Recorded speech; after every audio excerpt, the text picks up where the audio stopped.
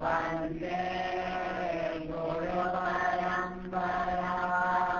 यो नित्यमच्युतपदाम्बुजयुग्मयुग्म व्यामोहतस्तदितराणि विनाय मेने अस्मद्गुरो भगवतोऽस्य दयैकसिन्धो रामानुजस्य चरणौ शरणं प्रपद्ये भूतं सरस्य महदार्यहस्तनाद श्रीभक्तिसारकुलशेखरयोगिवाहान् भक्ताञ्जलिर्योपरकालयतीन्द्रमिश्रान् श्रीमत्पराङ्गुतमुनिं प्रणतोऽस्मि नित्यम् नामसङ्कीर्तनं यस्य सर्वपापप्रणाशनं प्रणामो दुःखशमनः तं नमामि हरिं परम् वसुदेवसुतं देवं तं चाणूरमर्दनं देवकी परमानन्दम् कृष्णं वन्दे जगद्गुरुम्। प्रणामं लक्ष्मणमुनिः प्रतिगृह्णातु मामकम् प्रसादयति यत्सूक्तिः स्वाधीनपतिकां श्रुतिम् பூமண்ணு மாது பொருந்திய மார்பன் புகழ்மலிந்த பாமண்ணு மாறன் அடிபணிந்திருந்தவன் பல்கலையோர் தாம் மன்ன வந்த இராமானுசன் சரணார விந்தம் நாம் மன்னி வாழ நெஞ்சே சொல்லுவம் அவன் நாமங்களே பற்பமெனத்திகள் பைங்கழல் உந்தன் பல்லவமே விரலும் பாவனமாகிய பைந்துவராடை பதிந்த மருங்கழகும் முப்புரி நூலொடு முன்கையில் ஏந்திய முக்கோள் தன்னழகும் முன்னவர் தந்திடு மொழிகள் நிறைந்திடு முறுவல் நிலாவழகும் கற்பகமே விழி கருணை பொழிந்திடு கமலக் கண்ணழகும் காரிசுதன் கள் சூடிய முடியும் கணநர்ச்சிகை முடியும் எப்பொழுதும் எதிராசன் வடிவழகி என் இதயத்துளகால் இல்லை எனக்கெதிரி இல்லை எனக்கெதிரி இல்லை எனக்கெதிரே.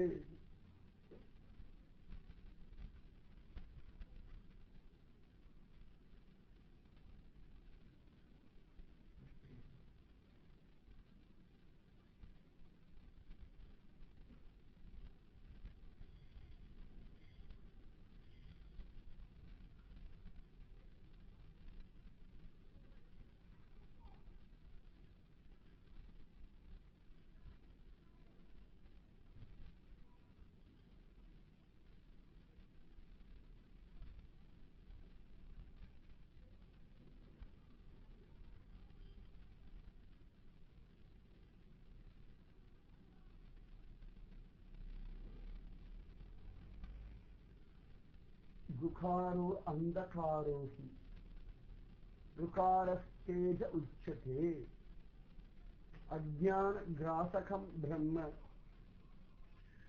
गुरुरेव न संशयः. संशயம் இல்லாமல் இருக்கணும் வாழ்க்கையில. வாழ்க்கையில சந்தேகம்ன்றது மிகப்பெரிய வியாதி. ஜாக்கிரதையா இருக்கணும். ஆனா சந்தேகத்திலேயே வாழ்ந்துடக்கூடாது. மனுஷாளுக்கு சபாவமா வரக்கூடிய ஒரு வியாதி சந்தேகம். மற்ற வியாதி எல்லாம் கூட சரீரம் பலவீனமா இருக்கு, சீதோஷணம் மாறுறது, ஆகார நியமங்கள் சரியா வரல, கபவாத பித்தங்கள்ல பாகுபாடு உண்டாகிறது, அப்பொழுதுதான் வருது. இந்த வியாதி எல்லாம் மருந்து கொடுத்தா சரியா போயிடும். அது சரீரத்தோட முடிஞ்சு போயிடும். உடன்பிறந்தே கொல்லும் வியாதின்னு கம்பன் சொல்றா போல எப்ப சரீரம் உற்பத்தி ஆச்சோ அது கூடவே வியாதியும் உட்கார்ந்து இருக்கு. நமக்கு ஒவ்வொரு ஸ்திதியில தெரியும். அவ்வளவுதான். 55 வயசுல நமக்கு ஒரு வியாதி வர போறதுன்றது நமக்கு சரீரம் ஆரம்பத்திலேயே வந்துடுறது. ஆனா பகவன் நாம ஜபம் பண்ணா மாறி போயிடும், அது வேற விஷயம். பகவன் நாம ஜபம் இல்ல, சத்சங்கம் இல்ல, அவ ரொம்ப சாதாரணமா ஒரு மிருக ஜாதி போல வாழறா அப்படின்னா அவளுக்கு இந்தந்த காலகட்டத்துல இது போல வியாதி வரும் அப்படின்றதெல்லாம் நிர்ணயமான ஒண்ணு. ஆனா இந்த சம்சயம்ன்ற ஒரு வியாதி இருக்கே, இது பல ஜென்மாவை பாதிக்கிறது. இந்த சரீரத்துடைய வியாதி இந்த ஜென்மாவை பாதிக்கிறது, சம்சயம்ன்ற ஒரு வியாதி பல ஜென்மாவை பாதிக்கிறது. பகவானே கீதையில சொல்லும் பொழுது சம்சயாத்மா வினஷ்யதி, யார் சந்தேகத்தில் இருக்கானோ அவன் அழிகின்றான் அப்படின்னு சொல்றான். அதே பகவானே சொல்றான் ஸ்ரத்தாவான் லபதே ஞானம், யாருக்கு ஸ்ரத்தா இருக்கோ அவன் ஞானத்தை அடைகின்றான், ஞானத்தை லபிக்கின்றான் அப்படின்னு சொல்றான்.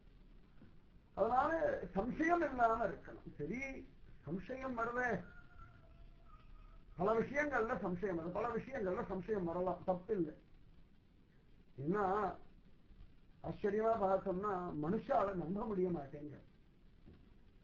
சாணக்கியர் அர்த்த சாஸ்திரத்தை சொல்லும் பொழுதே ரொம்ப அழகா ஒரு கெட்டவனை தேர்ந்தெடுக்கணும் இல்லாட்டி பாம்பை தேர்ந்தெடுக்கணும்னு 2 விதமான வாய்ப்பு தான் நமக்கு கிடைச்சிருக்கு. ஏதோ ஒரு இடத்துல மாறிவிட்டோம், இது 2த்துல ஏதான ஒண்ணுதான் நம்ம செலக்ட் பண்ணணும்.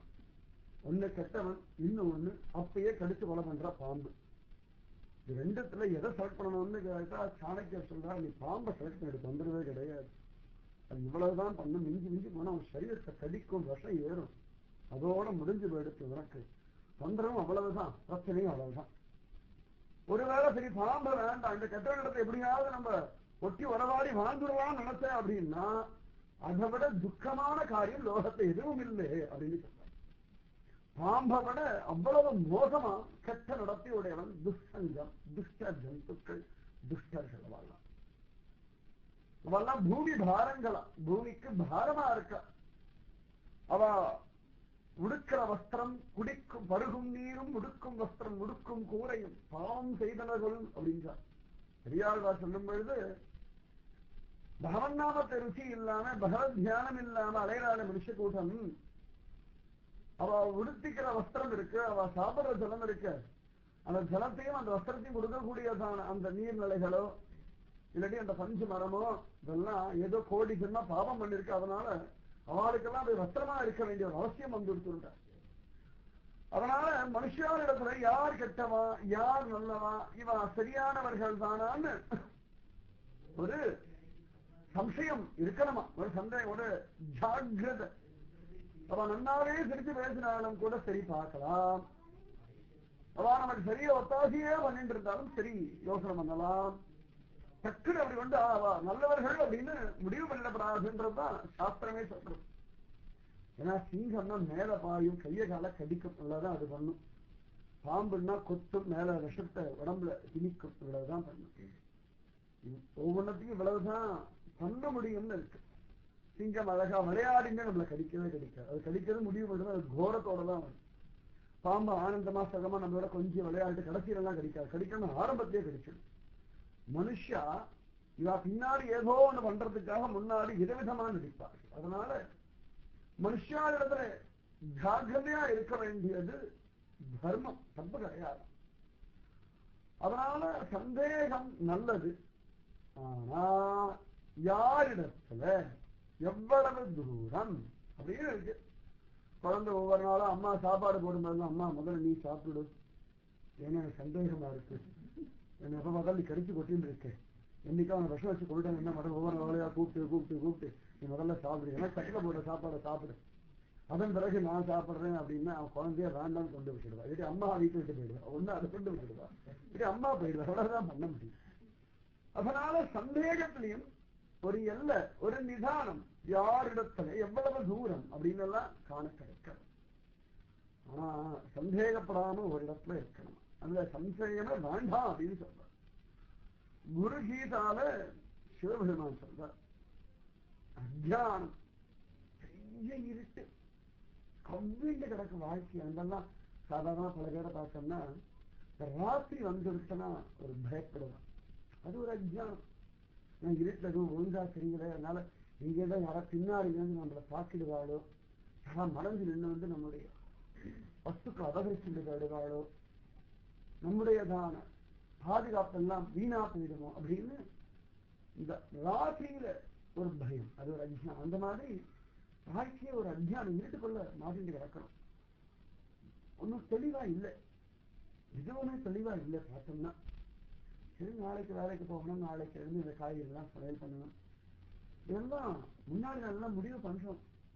அடுத்த நாள் காதாலக்குள்ள எத்தனையோ மாற்றங்கள், எத்தனையோ விதமான மாற்றங்கள் வந்து ஒன்னும் தெளிவாவே இல்லை. நான் நினைச்சு இதுக்கப்புறம் அது பண்ணலாம், அதுக்கப்புறம் அது பண்ணலாம், அதுக்கப்புறம் இது நடக்கும், நம்ம என்னவோ பண்ணா அது என்னவோ போயின்னு இருக்கு. ஒரு தெளிவில்லாத வாழ்க்கை, ஒரு அஜ்ஞானம் இருக்கு. நடுவில் ஏதோ சிரிச்சுட்டு இருக்கும், இது நடுவில் தூங்கிட்டு இருக்கும், இது நடுவில் சாப்பிட்டு இருக்கும், இது நடுவில் வாழ்ந்துட்டு இருக்கும். அதாவது அஜ்ஞானத்தோட ஒரு குடும்பம் நடத்திட்டு இருக்கோம். சரியா சொல்லணும்னா எல்லாருமே அஜ்ஞானத்தோட தான் குப்பை கொட்டிட்டு இருக்கோம். சாதாரண எல்லாரும் கேட்டா அந்த ஊர்ல 30 வருஷமா குப்பை கொட்டுறேன், எவாளோட 20 வருஷமா குப்பை கொட்டுறேன்.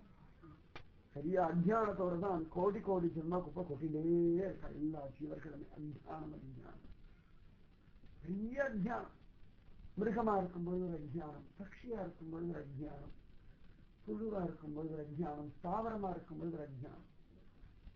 மரம் செடி கொடியா இருக்கும், இந்த மரத்தை யாராவது வெட்டுமா, அதுக்கு வலிக்கும், சொல்லும். ஆனா அவனுக்கு புரியும்படியா சொல்ல முடியாது, அவனுக்கு புரிஞ்சுக்கக்கூடிய சக்தி அது இல்லை, அவனுக்கு புரியும்படியா சொல்லக்கூடிய ஒரு பலம் இல்லை. இது ஒரு அஜ்ஞானம். சிங்கத்துக்கு தன் குடும்பம், தன் குழந்தை, இவ்வளவுதான் பிராதானியம். என்னமோ தான் சாஸ்திரம் மாதிரி மற்ற எல்லாம் அழியக்கூடிய மேல அதை கருத்தான். தானும் ஒரு காலத்தை அழிஞ்சு போயின்னு இருக்கும், தனக்கும் வயசாயின்னு இருக்குன்னு அந்த அஜ்ஞானம் அதுக்கு தெரியாது. பட்சிகள் கேட்கவே வேண்டாம், எங்க ஆகாரம் கிடைக்கும், எப்படி கிடைக்கும், ஏதோ ஓடின்னு இருக்கு, எங்கேயோ கூடு கட்டுறது, இப்படி போயின்னு இருக்கு, வாழ்ந்துன்னு இருக்கு. இந்த சமயத்துல மரண தினம் வந்து கழுத்தில் பற்றி அழிச்சுட்டு போக போறான் தெரியல.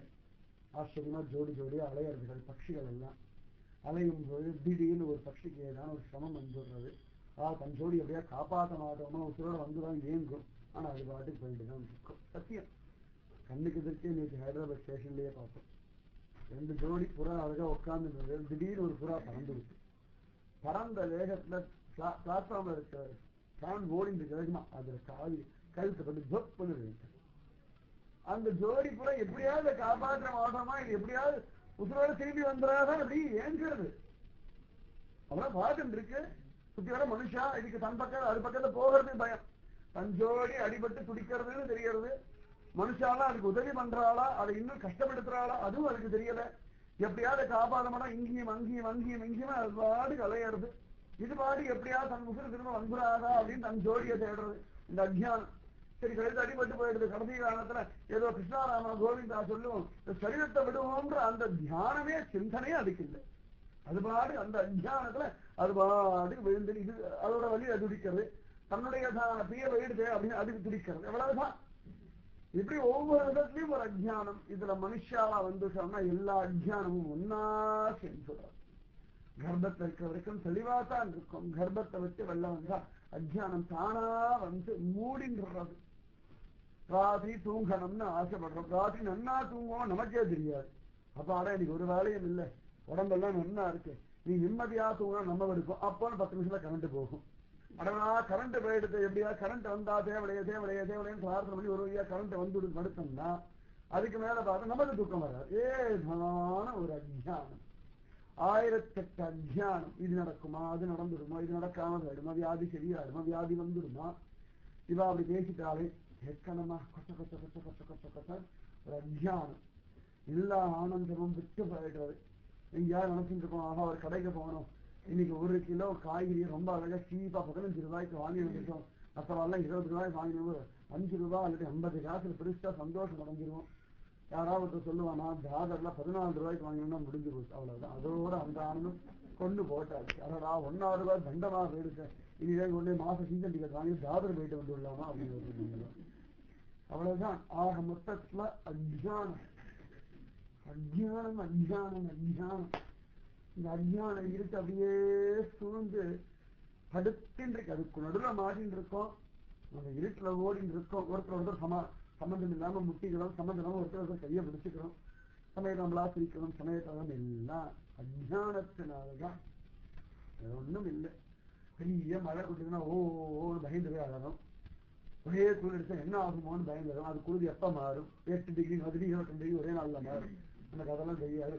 என்ன ஆகும், இப்படியே பெயிண்ட் இருந்ததுன்னா என்ன ஆகுமோ, அது பண்ணலாமா இது பண்ணலாமா 1000 யோசனை பண்ணோம். நம்ம எல்லாம் பிளான் பண்ணி 1000 சப்டர் மஃப்ளர் எல்லாம் வாங்கி வச்சோங்க. அடுத்த நாள் பார்த்தா குளிரே காணாம போயிடும். இவ்வளவு அஞ்ஞானம். அதுக்கு எப்படி பிளான் பண்ணலாம், இதுக்கு எப்படி பிளான் பண்ணலாம், அந்த இடத்துக்கு போக வேண்டாம், இந்த இடத்துக்கு போக வேண்டாம், எல்லாம் யோசனை பண்ணி நம்ம எல்லாம் முடிச்சோம்னா நம்ம எல்லாம் முடிச்சு அப்பா நம்ம சேஃப் அப்படின்னு நினைச்சா நம்ம எவ்வளவு தூரம் பிரயோஜனம் பண்றோம். மற்றவர்களுக்கு சம்பந்தமே இல்லாம ஒரு காலம் நடந்து முடிச்சு. அஜானம் துகாரஸ்தோ அந்தகாரோகி. அந்தகாரம், அந்த அஜானம் இருக்கே, அதுதான் மனுஷால் படுத்தர மாயையுடைய பலம். மாயா பலம் அஜானமா தடுத்து எடுத்துருக்கு. இந்த அஜான இருட்ட போல சமமான ஒரு காரியம் எதுவுமே கிடையாது. ஒருத்தனுக்கு தான் ராஜான்னு தெரியாம அவன் பிச்சை எடுத்துருக்கான், எவ்வளவு பெரிய கஷ்டம் சொல்லுங்க பார்க்கலாம். அவனுக்கு அந்த ஊர் ராஜன்னே தெரியும், அவன் பாட்டுக்கு எது பிச்சை எடுத்துருக்கான் வயிற்று பழத்துக்காக. கடைசியில் யாராவது அவரே பயிர இந்த நாட்டுடைய ராஜாடா யுவராஜன்னு சொன்னா அப்படி இருக்கும். அந்த மாதிரி நான் ஆத்மாவுக்கு தான் ஆத்மான்னு தெரியல. அத்தை தின்று அங்கே கிடக்கும்னு கோடி கோடி சொன்னாவோ வாழ்ந்துட்டே இருக்கு. குளிர் வந்தா அத்தை தின்று அங்கே கிடக்கிறது, வெயில் வந்தா அத்தை தின்று அங்கே கிடக்கிறது, சரீரத்துல வியாதி வந்தா அது சரியாகணுமேனு அத்தை தின்று அங்கே கிடக்கிறது, அகம்பாம் வந்தா அத்தை தின்று அங்கே கிடக்கிறது, துக்கம் வந்தா அத்தை தின்று அங்கே கிடக்கிறது, காமம் வந்தா அத்தை தின்று அங்கே கிடக்கிறது, தூக்கம் வந்தா அத்தை தின்று அங்கே கிடக்கிறது, லோக அபவாசம் வந்துருத்தனா அத்தை தின்று அங்கே கிடக்கிறது. கடைசியில் எத்தை தின்னு கிடக்கணுமோ அதை தின்னவே மாட்டேங்கிறது பரபிரம்மத்தை. அப்படி அத்தை தின்று அங்கே கிடக்கிற ஜீவன் அஜ்ஞானத்துல சுழண்டே இருக்கு. இதுக்கோ இந்த இருட்ட தள்ள தெரியல. சின்ன கை குழந்தை இருக்கு, 2 வயசு குழந்தை, இருட்டு வந்துருக்குன்னா வீணு அழுதுன்னு கரண்ட் போயிருக்குன்னா அதுக்கு வெளிச்சத்தை தயார் பண்ணி கொள்ளவோ, இந்த வெளிச்சம் வந்துடுத்துனா இந்த இருட்டு நாசமாகுன்ற புத்தியோ அது கிடையாது. இருட்டு போகணும்னு எதிர்பார்ப்பு இருக்குமே ஒழிய இருட்டை போக்கடிச்சுக்கிறதுக்கான ஒரு பலம் இல்லை, ஒரு பிரயத்தனம் இல்லை.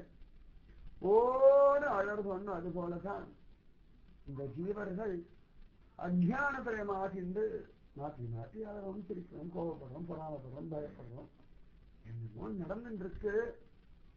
இப்ப அஜ்ஞானம் நாசமாகும். இவ்வளவு பெரிய இருட்டு, கும்பு இருட்டுன்னு சொல்லுவோம். அப்படியே இருள் கம்பி கிடக்கிறது.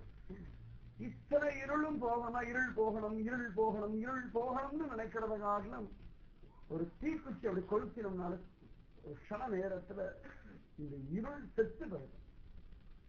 எந்த இருட்டு நம்மள பயமுறுத்தின்னு இருக்கோ, இந்த இருட்டு ஒரு தீக்குச்சியுடைய அந்த ஜோதியில ஒரு க்ஷண நேரத்துல செத்து போயிடுறது, நிஜமான படுகொலை ஆயிடுறது, காணாம போயிடுறது, அப்படியே ஸ்வீகாரம் பண்ணிடுறது. அந்த வெளிச்சம் இருள முழுங்கிடுறது. யுகாரோ அந்தகாரோகி யுகாரஸ்தேஜ உச்சதே. அந்த மாதிரி இந்த அஜ்ஞான இருட்ட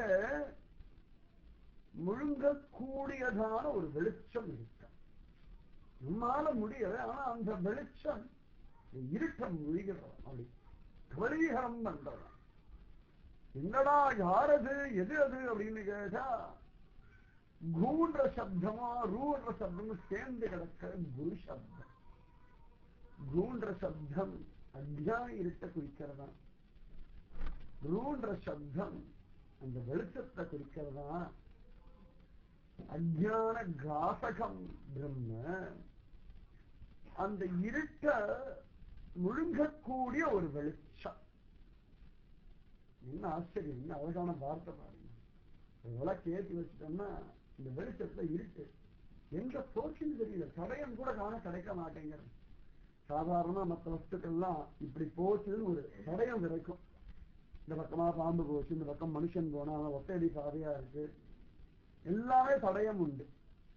ஆனா இருட்டு போல தடயம் மட்டும் கிடைக்கிறது இல்லை. ஒவ்வொரு நாளும் இருட்டு வர்றது, காத்தால தடயமே ஒரு தடயம் கூட மிச்சம் மீறி இல்லாம அந்த இருட்டு போயிடுது.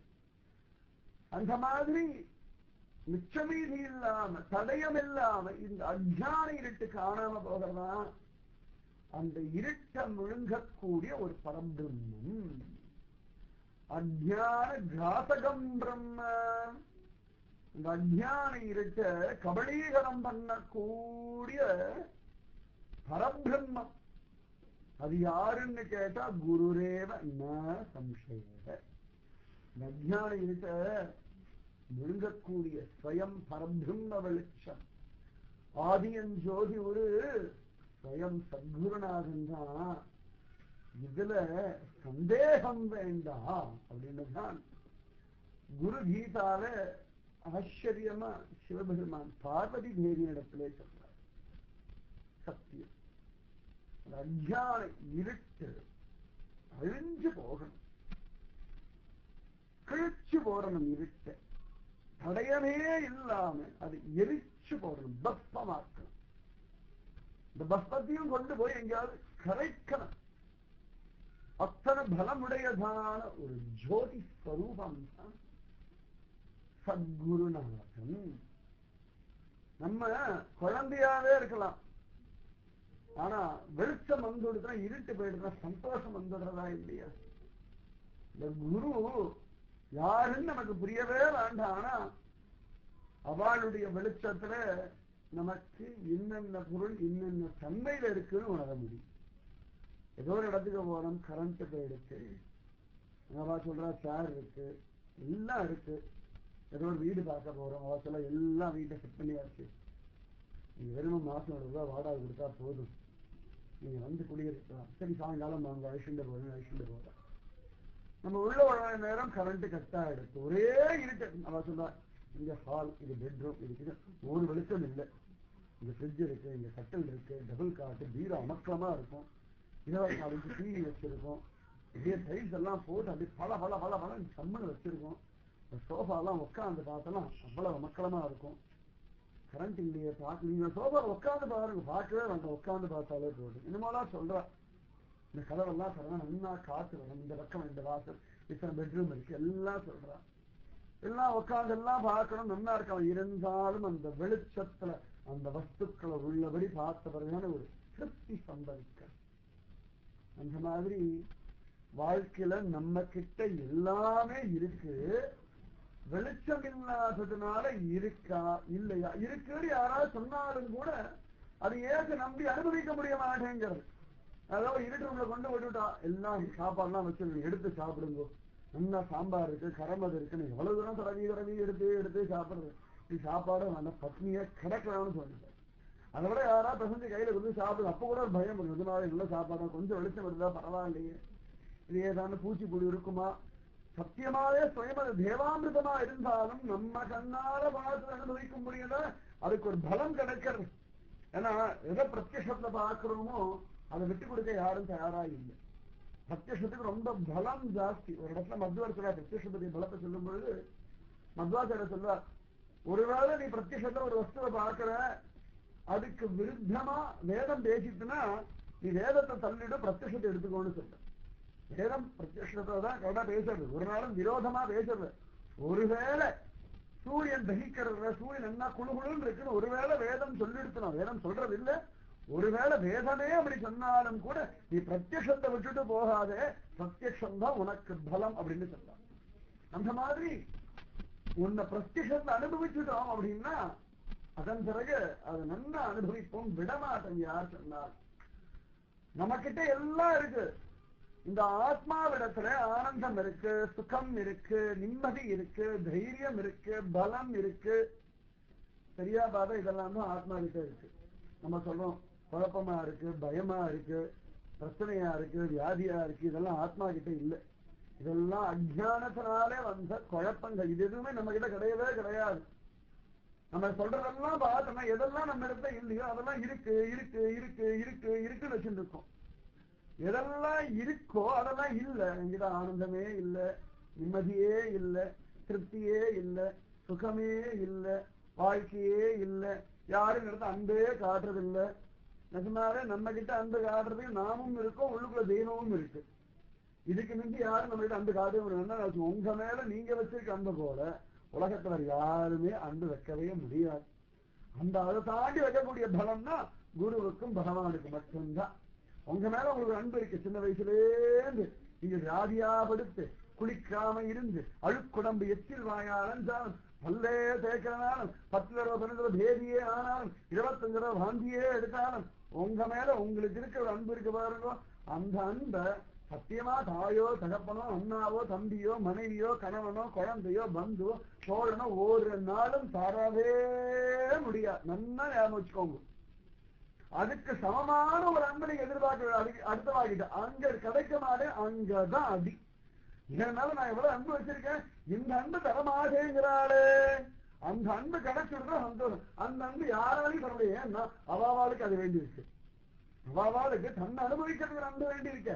அது போய் விட்டு கொடுத்து பரவாயில்ல, நான் என்ன அனுபவிக்கல, நான் ஒன்னு அனுபவிச்சுக்கிறேன்னு சத்தியமா விட்டு கொடுக்க மாட்டா, முடியாது. அந்த அன்பை எதிர்பார்க்கும் பொழுதுதான் அடி வாங்க. அதனால அந்த அன்பு அந்த எல்லாம் உங்க இடத்துல இருக்கு. தாம் உளரே தம் உள்ளம் உள் உளதே தாமரை பூ உளதே ஏத்தும் பொழுது உண்டே. எத்தனையோ பேர் சொல்லுவா நான் வாழ்க்கை சந்தோஷமே அனுபவிக்கிறேன். பெரிய பொய். இதை விட பெரிய உலகம் யாரும் சொல்லவே முடியாது. இவா 3 வயசு குழந்தையா இருந்தபோது என்ன பெரிய துக்கத்தை அனுபவிச்சா? இவா 6 மாச குழந்தையா இருக்கும்போது நினைச்ச போது சாப்பிட்டு, நினைச்ச போது அழுது, நினைச்ச போது மனமூத்திர விசர்ஜனம் பண்ணி, நினைச்ச போது தூங்கிட்டு இருந்தா. அப்ப என்ன துக்கத்தை இவெல்லாம் கண்டா? கேட்டா சொல்லுவா அவன் வாழ்க்கையில சுகமே அனுபவிக்கணும். எவ்வளவு பொய் பாருங்க. பிறந்ததுலேயே 2 நாள் தூங்கிட்டே இருந்திருக்கா. ஒரு வயசு வரைக்கும் 2 நாள் தூங்கிட்டு தான் இருந்திருப்போம். இப்ப தூங்குற சமயத்துல துக்கத்தை கண்ணுல இருந்து கண்ணீர் வெளியவா தூங்கிட்டு இருந்தோம். நல்லா கவனிச்சு பார்க்கலாம். அழுது தூங்குறவா கூட தூக்கத்தை அழ மாட்டா. அழுது களைச்சு போய் தூங்கிடுவா. அவ கூட தூக்கத்தை ஒரு சொட்டு கண்ணீர் வரவே வர. எவ்வளவு பொய் பேசணும் பாத்துக்கோங்க. அழுது துக்கம் நெஞ்சு அடைக்க தூங்குவோம். அதாவது அழுது ஒரு சீன் நம்ம மறந்து தூங்குறோம். தூக்கத்தை அழுத சொப்பனத்தை தான் பார்த்துட்டு பயந்து அழுதா உண்டு. உத்தமமான தூக்கத்துல ஆழ்ந்த தூக்கத்துல சத்தியமா ஒரு நாள் யாரும் அழவே மாட்டோம். நல்ல தூக்கத்தை எல்லாருமே பகு பிரசன்னமா தான் இருக்கா. அது சிங்கமா இருக்கட்டும், எலியா இருக்கட்டும், பாம்பா இருக்கட்டும், மீனா இருக்கட்டும், அடுத்தவர்களையே கஷ்டப்படுத்துறதையே வாழ்க்கையா வச்சிருக்கிற அதம இருக்கட்டும், அவன் கூட தூக்கத்துல பிரசன்னமா தான் இருப்பான். அதனால அவளுடைய ஆனந்தம் எல்லாம் அவளிடத்துலதான் இருக்கு. அது உள்ளுக்குள்ள தெய்வம் கொடுத்துருக்கு. இது ஒரு நாளும் குறைய போறது. நல்லா ஞாபகம் வச்சுக்கோங்க. நீங்காத செல்வம் நிறைந்தேரோர் எம்பாவாய் ஆண்டாள் சொல்ல. அதுதான் உனக்கு தெய்வம் கொடுத்துருக்கு. ஆனந்தம் கொடுத்துட்டேதான் இருக்கு. நீ 3 வயசு ஆனாலும் உண்டு, உனக்கு 30 வயசு ஆனாலும் உண்டு, உனக்கு நிறைய பொறுப்புகள் இருந்தாலும் உண்டு, உனக்கு சரீரத்துல வியாதி இருந்தாலும் அந்த ஆனந்தம் உண்டு. நீ தரித்திரத்திலேயே இருந்தாலும் அந்த ஆனந்தத்தை தெய்வம் தரத்தான் போதும். வாங்கிக்கிறதும் வாங்கிக்காதும் நம்ம இடத்துல இருக்கக்கூடிய தெய்வம் உள்ளுக்குள்ளேன்னு தரக்கூடிய ஆனந்தத்தை யாருக்கும் கொடுக்க முடியாது, கடன் வாங்க கொடுக்க முடியாது, பறிக்கவும் முடியாது. அதனால நம்ம இடத்துல இருக்கும்படியான இந்த ஆனந்தம் தெரியாம அலையிறோமே. குரு சொல்லுவா எதுக்கு நீ அலையிற, உனக்குதான் ஆனந்தம். குரு இடத்துல போ ஒரே துக்கமா இருக்கு. என்னத்துக்கு துக்கம்? சும்மா காரணமே இல்லை, முட்டாள்தனமான ஒரு துக்கம் அப்படிங்கிற. இந்த குழந்தைகள்லாம் தானே கொண்டு போய் எங்கேயா பொம்மையை வச்சுட்டு ஓன்னு அது இதெல்லாம் கொண்டு எங்கேயோ வச்சது. இது வச்ச இடத்த மறந்துடுச்சு, வச்ச இடத்த மறந்துடுச்சு. இது அலர்னா எவ்வளவு திமிரு. இதெல்லாம் பாவமே கிடையாது. நமக்கு இதெல்லாம் ஒரு பாவம். பாவம் எங்கேயோ மறந்து வச்சு விட்டு தேடிட்டு இருக்கா அப்படின்னு. மறந்து வச்சது அவாவா குற்றம் தானே. குருநாதர் என்ன பண்றாருன்னா, நம்ம என்ன பண்றோம், அடுத்த வாரத்தை அவளை ஆனந்தம் இருக்கு, அவெல்லாம் ஆனந்தம் அனுபவிக்கிறா, எனக்கு அவளோட சேர்ந்து அந்த ஆனந்தம் கிடைக்கும்னு அங்க ஓடுறோம். குரு திட்டா சிரிக்கிறா, உன்னோட ஆனந்தத்தை நீ எங்க ஓடுற? தம்பி அழகா நன்னா பரிமாறி இருக்கா, இவாளையில ஜோரா எல்லாம் பரிமாறி இருக்கா, இதை விட்டு பக்கத்து அழகாரம் நன்னா சாப்பிட அங்கேயிருந்து பிடிங்கி சாப்பிட்டா. இவா இலையில எல்லாம் முழுசா போட்டிருக்கா, நல்லா பெருசா போட்டிருக்கா, தேவையானது நன்னாவே போட்டிருக்கா. பக்கத்து இலையை வச்சுட்டு அடுத்தவா நன்னா சாப்பிட்றான், இந்த பக்கம் அப்பெல்லாம் சாப்பிட்றான், அந்த பக்கம் பூந்தி சாப்பிட்றான், இங்கேருந்து பிடிங்கி அங்கேயிருந்து பிடிங்கி. பிரயோஜனம் இல்லை. உங்க இலையில என்ன பரிமாறி இருக்கோ அதை சாப்பிட்டேன்னாலே வயிறு உண்டு. எத்தனை பேர் அடுத்த இலையில பிடிங்கி சாப்பிட முடியும்? சத்குருநாதன் என்ன பண்றாருன்னா, உங்க இலையில உங்களுக்கு என்ன பரிமாறி இருக்கோ அதை நீங்க நன்னா அனுபவிக்க பண்ற சமயத்துல குழந்தைகளை வச்சு அம்மா ஊட்டுவாங்க, தந்தியில விருந்துல எல்லாம் சாப்பிடலாம். அதுக்கப்புறம் பக்கத்து இலைக்கு தான் சாப்பிடும். தான் இலையில வச்சு சாப்பிடவே சாப்பிடும். அம்மா அதை ஒரு அங்கேயே அந்த அப்பெல்லாம் இருக்கும். அம்மா சொல்லலாம், அதான் இங்க இருக்கு ஏதோ அம்மா தானே எடுத்து கொடுப்பேன். இது இலையில இருக்கிற அப்பளத்தை விட அதுக்கு பக்கத்துல இலையில இருக்கிற அப்பளம் ரொம்ப பெருசா தெரியும்.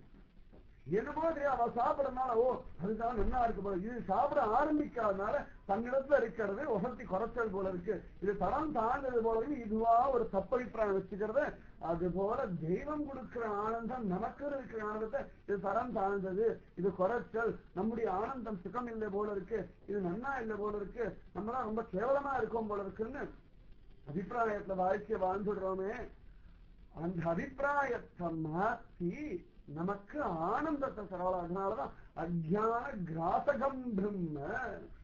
இவ்வளவு அஜ்ஞானம் இருக்க, இந்த அஜ்ஞானத்தை எல்லாம் ஒட்டுமொத்தமா முழுங்கிடுறாள். அஜ்ஞான கிராசகம் பிரம்ம குருரேவ ந சம்சய. அப்படிப்பட்ட பரபிரம்மம் தான் குரு. இதுல சந்தேகமே வேண்டாம், சந்தேகமே வேண்டாம். குரு ஒண்ணும் பெருசா பண்றதில்லை. உங்க இடத்துல இருக்கிறத உங்களுக்கு புரிய வச்சு அதை கொண்டு தெய்வத்தை நீங்க அனுபவிக்கிறது, தெய்வம் உங்களை அனுபவிக்கிறது அவ்வளவுதான். இதுக்கு மேல சத்குருநாதன் வேற ஒண்ணுமே பண்றது. ஆனா இதை பண்றதுதான் பெரிய காரியமே. அந்த ஆச்சரியமான பரபிரம்ம வஸ்துவா சத்குரு இருக்கிறதுனாலதான் அது நடக்க. நல்லா கவனிச்சு பார்க்கலாம். இன்னைக்கு கொஞ்சம் தனியோ குரு பரம்பரை எல்லாம் சொல்றோம். சங்கர பரம்பரை, மத்வ பரம்பரை, சைத்தன்ய பரம்பரை, சுவாமி ராமானுஜ பரம்பரை, நிறைய பரம்பரை உண்டு. இது அவாவாளுக்குள்ள இருக்கிற ஆனந்தத்தை ஒரு குரு ஒரு சிஷ்யனை, அப்பா இதை நீ அனுபவிடா, நீ அனுபவிச்சுட்டியா, இப்ப உனக்குள்ள இருக்கிற ஆனந்தத்தை உனக்கு அனுபவிக்க வந்துருக்கா, நீ என்ன பண்ணு, அடுத்த வாழ்க்கையில் சொல்லிக் கொடு. இப்படியேதான் இந்த குருவும் தன் ஆனந்தத்தை எடுத்து கொடுக்கல. எந்த சிஷ்யனுக்கும் அடுத்த வாரத்துல ஆனந்தத்தை வாங்கி குரு கொடுக்கல. அவர்களுடைய ஆனந்தத்தை அவரவர் அனுபவிக்க வைக்க. இவ்வளவுதான் குரு பண்ணிருக்க. நமக்குரிய ஆனந்தத்தை இவ்வளவோ கோடி கோடி ஜென்மாவா புனரப்பி ஜனனம், புனரப்பி மரணம், புனரப்பி ஜனனி, ஜடரே சயனம்னு சொல்லி விட்டு இருக்கோமோ, அதை ஏன் விடுற, இந்தா அனுபவிச்சுடுன்னு புரிய வைக்கிறார். நம்முடைய அஜ்ஞான இருக்க அப்படியே கபலீகரம் பண்றான். எத்தனை அஜ்ஞானம் இருக்க பார்த்துக்கோங்க. ஒண்ணு இல்ல, ரெண்டு இல்ல. பசியை விட ருச்சி பிராதான்யமா, சரியா சொன்னா பசி பிராதான்யம், ருச்சி பிராதான்யமே கிடையாது. இந்த ருச்சின்ற அந்த அஜ்ஞானத்தை இருக்கிறார். பகவான் பிராதான்யம், ஆத்மா பிராதான்யம், சரீரம் பிராதான்யம் இல்லை. நம்ம என்ன பண்றோம், சரீரம் பிராதான்யம் நினைச்சிருந்து அதுக்காக உயிர் நினைச்சது, உயிருக்காக தான் சரீரம் இல்லை. இந்த மாதிரி நிறைய அஜ்ஞானங்கள்லாம் இருக்கு. தூக்கம் அப்படின்றது நம்மளை பொறுத்த வரைக்கும் அபாடா செஞ்சு வேலை செஞ்சு முடிச்சுன்னா கலர்ச்சி போயிடு, அதனால தூங்கணும். இப்படி அஜ்ஞானத்துக்கு குரு என்ன சொல்லணும், அடுத்த நாள் நன்னா வேலை செய்யணும், அதுக்காக தூங்கணும். இவ்வளவுதான் நம்ம இப்படி பார்க்கிறோம். அவ சரியா பார்க்கிறோம். நம்மளை பொறுத்த வரைக்கும் நீ என்ன வேலை பண்ணி முடிச்சாச்சு, உடம்பு கலர்ச்சி போச்சு, அதுக்காக தூங்கணும். ஆனா சத்குருவெல்லாம் சொல்லும் போது நாளைக்கு இன்னும் பலமா வேலை செய்யணும், அவருக்கு பலத்தை ராத்திரி முழுக்க சேகரிச்சுதான் தூங்கணும். வாழ்க்கை இப்படியும் பார்க்கலாம். நம்மளெல்லாம் பசிக்காக சாப்பிடும், ரொம்ப பசிக்கிறது சாப்பிடும். மகாத்மாக்கள் என்ன சொல்லணும்னா அடுத்த காரியம் நன்னா பண்ணா அதுக்கு பலம், அதுக்காக சாப்பிடுறது. அதுதான் ஒரே விஷயம்தான். நம்ம பார்க்கிற பார்வை வேற மாதிரி இருக்கு, அவளுடைய பார்வை வேற மாதிரி இருக்கு. வித்தியாசம் எதையுமே பண்ணல. நம்ம அல்பமா பார்க்கக்கூடிய வஸ்துக்களை அவ சரியான கண்ணோட்டத்தோட பார்க்கிறோம். மஞ்சகாவால கண்ணோட நம்ம பார்க்கணும், அவ சரியான கண்ணோட பார்க்கிறோம். நமக்கு எதை பார்த்து ஏன் மஞ்சளா இருக்கு, ஏன் மஞ்சளா இருக்கு, ஏன் மஞ்சளா இருக்கு, மஞ்சளாவே இல்லப்பா உன் கண்ணுல கோளாறு அப்படின்னு சொல்லி அப்பப்போ ஒரு மருந்து கொடுக்குறான். ஒவ்வொரு மருந்து, சிட்டுன்னு ஒரு மருந்து, கோச்சிக்கிறதுன்னு ஒரு மருந்து, சிரிக்கிறதுன்னு ஒரு மருந்து, பேசுறதுன்னு ஒரு மருந்து, பேசாம இருக்கிறதுன்னு ஒரு மருந்து. அந்த வியாதிக்கு தகுந்த மாதிரி, அப்ப புத்தியுடைய வியாதிக்கு தகுந்த மாதிரி விதவிதமான மருந்தை கூட இந்த மஞ்ச காமாலை எடுத்துட்டே இருப்பா. இதேதான் இது நமக்கு ஏதோ ஒண்ணுத்த மட்டும் இருந்தா பரவாயில்ல. அதில் தூங்கி எழுந்துக்கிறது தூக்கத்தை வரைக்கும் இருக்கு மஞ்ச காமாலை. ஒவ்வொன்றுலையா மாற்றி இந்த மாதிரி பிடிச்சி எழுக்கணும். இன்னைக்காக 4 காலம் எழுந்துட்டோம், இன்னைக்கு 4:15 மணிக்கெல்லாம் எழுந்துட்டு அப்படின்னு கண்ணில் பாவம் இடிக்கிண்டு பார்த்தாங்க. இது ஒண்ணும் பெரிய விஷயமே இல்லை, அடுத்த வேலையை பாரு அப்படின்னு. தூக்கம் வரலாம் போய் தூங்கி சொல்ல. ஆனா அவசியம் அதை விட்டு தூங்க முடியல பழம்பா தூங்கலாம், தூங்கி அப்புறம் வந்து காரியம் பண்ணு அப்படின்னு. அந்த மாதிரி நம்முடைய அஜ்ஞானத்தை எல்லாம் விதவிதமான அஜ்ஞானங்கள், விதவிதமான விஷயங்கள், இதுல வயசுக்கு தகுந்த மாதிரி, இடத்துக்கு தகுந்த மாதிரி, சூழ்நிலைக்கு தகுந்த மாதிரி, புத்திக்கு தகுந்த மாதிரி இந்த அஜ்ஞானம் ஒவ்வொரு நாளும் மாறுபட்டுண்டே இருக்கு. ஒரே நாள்லயே எத்தனை அஜ்ஞானங்கள், எத்தனை கோடி விதமான அஜ்ஞானம், இவ்வளவோ அஜ்ஞானம். அத்தனை அஜ்ஞானத்தையும் நாசம் பண்ணிட்டே இருக்காளாம். அஜ்ஞான கிராசகம் பிரம்ம குருரேவன சம்சயம். அப்படி ஒரு சதாச்சாரியன் தான் சுவாமி ராமானுஜர். நிஜமாவே யார் யார் எந்த அஜானத்துல இருக்கா அப்படின்னு தெரிஞ்சுட்டு அதற்கு தகுந்தா போல ஒரு வைத்தியம் பண்றாராம். நிஜமாவே ரொம்ப கஷ்டமான காரியம், ரொம்பவே கஷ்டமான காரியம். சாதாரண காரியமே கிடையாது, சாதாரண காரியமே கிடையாது. அவளுடைய ஸ்திதி, அதுல அவளுடைய அஜானத்தை எடுக்கணும், அவளுடைய அஜானத்தை எடுக்கணும். ஒருத்தர் ஆபரேஷன் பண்றான், ஒரு வைத்தியம் இருக்கான் அப்படின்னா, அவன் பணக்காரன், ஏழை, படிச்சவன், படிக்காதவன், பெரிய மனுஷன் எல்லாம் ரெண்டாம் பட்சம். இந்த வயிற்றை கிழிச்சு ஏதோ ஆபரேஷன், வயிற்றை எப்படி கிழிக்கணும் அப்படி கிழிக்கணும். இவன் பணக்காரன், அதனால பெருசா கிழிக்கும். இவன் ஏழை, போனா போதும், அரை இன்ச்சு கிழிச்சா போதும். 4 தையலுக்கு 4 ரூபாய், 400 ரூபாய், 4000 ரூபாய். பெரிய பணக்காரன் 4 லட்சத்துக்கு பெருசா தையல் போடலாம், உடம்பு முழுக்க கிழிச்சு தையல் போடலாம் முடியாது. என்னதான் அவனை பொறுத்த வரைக்கும் அந்த சரீரம் ஏதோ ஒரு கட்டி இருக்கு. சன்னியாசத்தை பார்த்தோம்னா தொடர்ந்து ஒரு 4-5 நாளைக்கு ட்ரெயினாக எல்லாருமே கட்டி இருக்கிற மாதிரி ஆப்ரேஷன் பண்ற மாதிரி இருக்கும். அந்த பேஷண்ட்டுடைய ஸ்திதி, பிபி நார்மலா இருக்கா, சுகர் நார்மலா இருக்கா, பல்ஸ் நார்மலா இருக்கா, என்ன ஆகாரம் இருக்கான். ஒரு பணக்காரன் பரவாயில்ல, அதனால சரி ஆப்பிள் ஜூஸ் எல்லாம் சாப்பிட்டு வரணும், ஆப்ரேஷன் பண்றேன். இவன் ஏழை, அதனால ஒன்றும் சாப்பிடக்கூடாது, அப்பதான் ஆப்ரேஷன் பண்ணணும் அப்படிலாம் சொல்லவே முடியாது. இந்த வைத்தியனுடைய ஸ்திதி, அந்த உடம்பு எந்த ஸ்திதியில இருக்கோ அதுக்கு ஏதா மாதிரி ஒரு ரண வைத்தியம் பண்ணுவேன். அது மாதிரி சத்குருநாதன் அவளுக்கு பாரபட்சமோ தாரதமியமோ, பணக்காரன், ஏழை, அப்ராமணன், பிராமணன், படிச்சவன், படிக்காதவன், சின்ன குழந்தை, பெரியவன், நமக்கு இத்தனை பாகுபாடு, இத்தனை தாரணமே நம்ம பார்க்கணும். அவளுக்கு அதை பார்க்கவே முடியாது. அவன் சின்ன குழந்தை என்ன தெரியும், அவ சின்ன குழந்தை முதல்ல முறையிலேயே கிள்ளிட்டா உருப்பிடும், இல்லாட்டி உருப்பிடாம போ அப்படி பாப்பா. நம்ம சொன்ன வயசாயிடுத்து பரவாயில்ல, வயசாயிடுத்து ரொம்ப கஷ்டப்பட்டு இருக்கா, ரிட்டையர்ட் ஆன பிறகு அவர் பாட்டு நிம்மதியா ஆட்டில் உட்காந்து டிவி பார்த்துட்டு இருக்கா சந்தோஷமா. ஒரு கப்பலையும் இல்லை, வாணி அப்படி ஒரு வாக்கிங் போயிட்டு வருவார். நம்ம பெருமையால சொல்ல ஆரம்பிச்சாரு. குரு கேட்டா, ஏன் தண்டை முதல்ல வீணா பண்ணி தொலைச்சிட்டேன், இப்பயாவது உருப்படப்படாதா, ஏன் தண்டத்துக்கு கடந்து அலையிற, தாயே தந்தை என்றும் தாரமே கலை மக்கள் என்றும் நோயே பட்டு ஒழிஞ்சது போதாதா, இன்னும் உருப்படுற புத்தியே வராதா அப்படின்னு அடியும் பிரத்யேகத்தை பார்த்திருக்கேன். குருஜி மாதத்துல எத்தனை பேர் சொல்லுவா, அவங்க அப்பா இருக்கா, அவர் பாட்டு இருக்கார், அம்மா பாட்டுக்கு இருக்கா, ஒரு சமம் இல்லை, நான் டிவி பார்ப்பா, அழகா இருக்கேன், எங்களுக்கு ஒரு சந்தரம் இல்லை. ஆனால் அம்மா திட்டுவா, ஏண்டா நீ எல்லாம் ஒரு பிள்ளையா, உங்க அப்பாவுக்கு இப்போ உங்க அப்பாவுடைய பாவமே நீ பிள்ளையா பிறந்திருக்கா கண்ணுக்கு. அவன் நெடுங்குவான், நான் என்ன பண்ணேன்னா, ஏன்னா ரொம்ப பெருமையா 4 மணி நேரம் டிவி பார்க்குறேன், அவர் பாட்டுக்கு சுகமா வாக்கிங் போறாரு, சாப்பிட்றாரு, தூங்குறான்றியே, உனக்காகவே உடச்சு உடச்சு உருப்படாம போயிட்டாரு. இப்போ அப்பா சத்தம் இருக்காரு, நாமஜம் பண்ணி சுலத்துல வேண்டாமா, என்னதான் நினைச்சுட்டு இருக்க, உங்க அப்பா இப்படியே இருந்தா உனக்கு போதுமா, அதுக்கு மேல நல்ல கதி இருக்கணும் ஆசையே இல்லைன்னு. அவங்க ஏன்னா அவளுக்கு தான் இது போல தன்னை தொந்தரவு பண்ணாம இருந்தா போதும் அவளுடைய இருப்பாள்.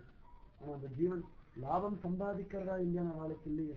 இத்தனை நாள் எனக்கு லாபம் கிடைச்சிருக்கு, அந்த லாபத்துக்கு நான் பர்த்தி பண்ணணும், நான் பர்த்தி பண்றேன்.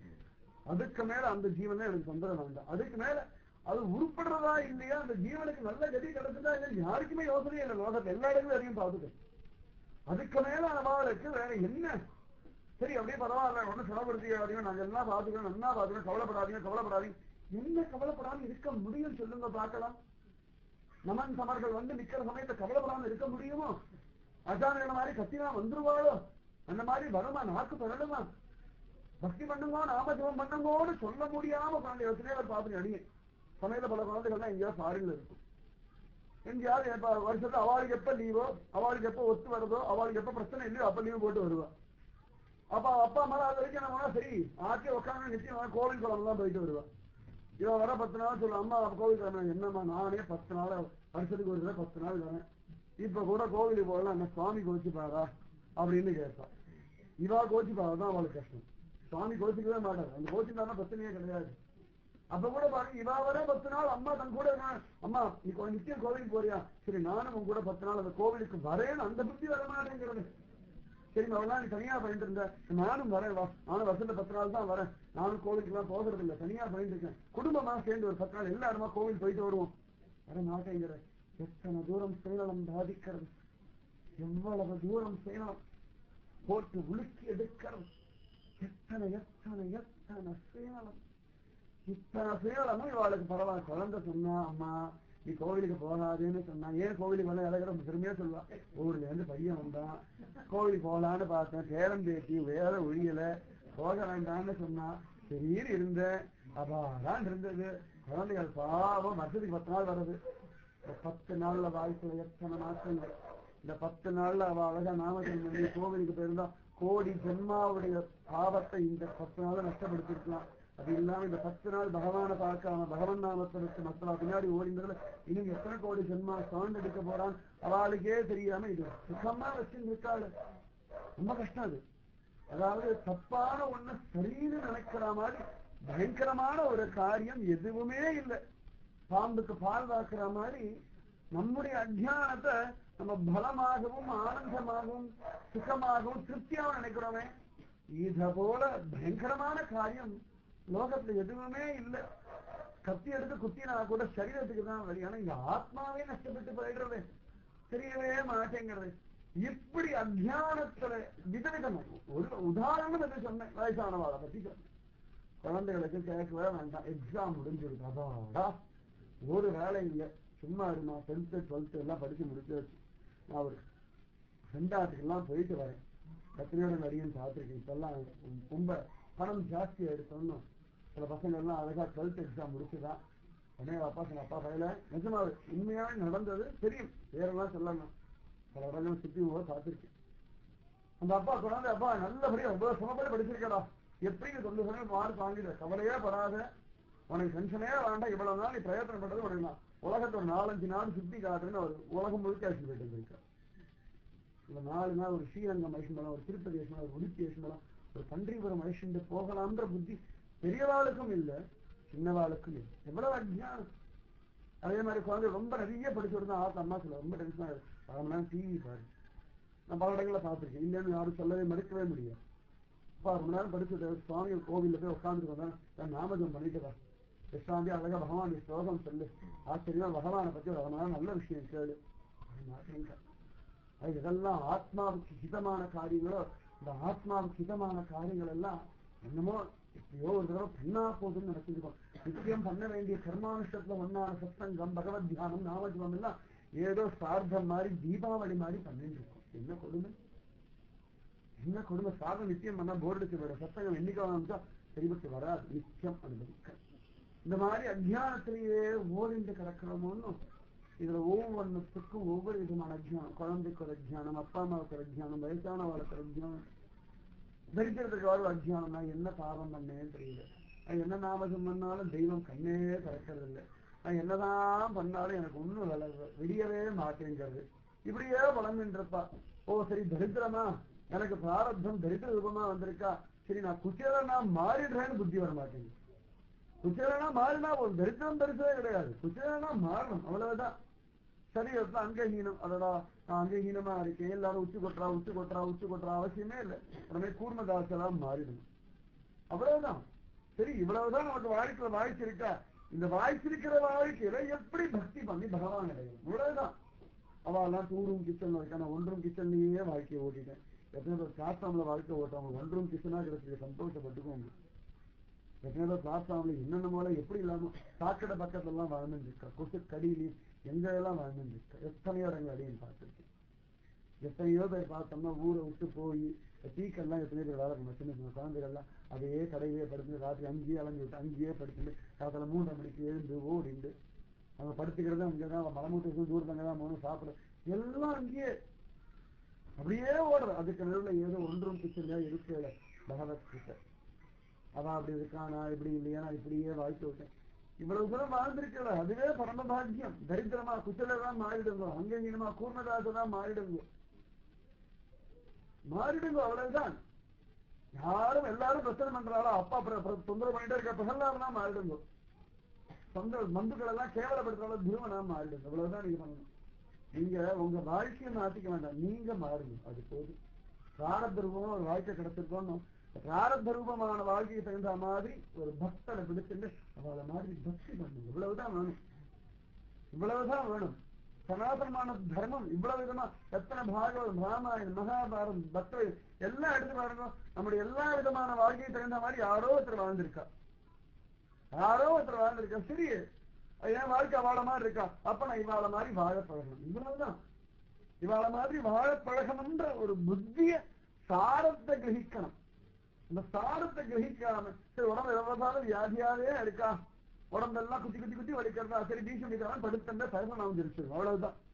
எனக்கு கோவிலுக்கு போக முடியல அப்படியெல்லாம் சொல்லாதீங்க. நான் என்ன பண்ண பாவம் தெரியல, பகவான் கோவிலுக்கே போக விட மாட்டேங்கிறான், பகவானாலும் உடம்புல வியாதி வைத்தியனை பார்க்க வேண்டியிருக்கு. ஏதோ வியாதியும் இருக்கு, வைத்தியமும் இருக்கு, வைத்தியனும் இருக்கா, ஜீவனும் இருக்கு, நாமத்தை மட்டும் பண்ணா போயிடும். இதனால பர்மனன்ட் கன்ஃபார்மா தெரிஞ்சு போயிடுது.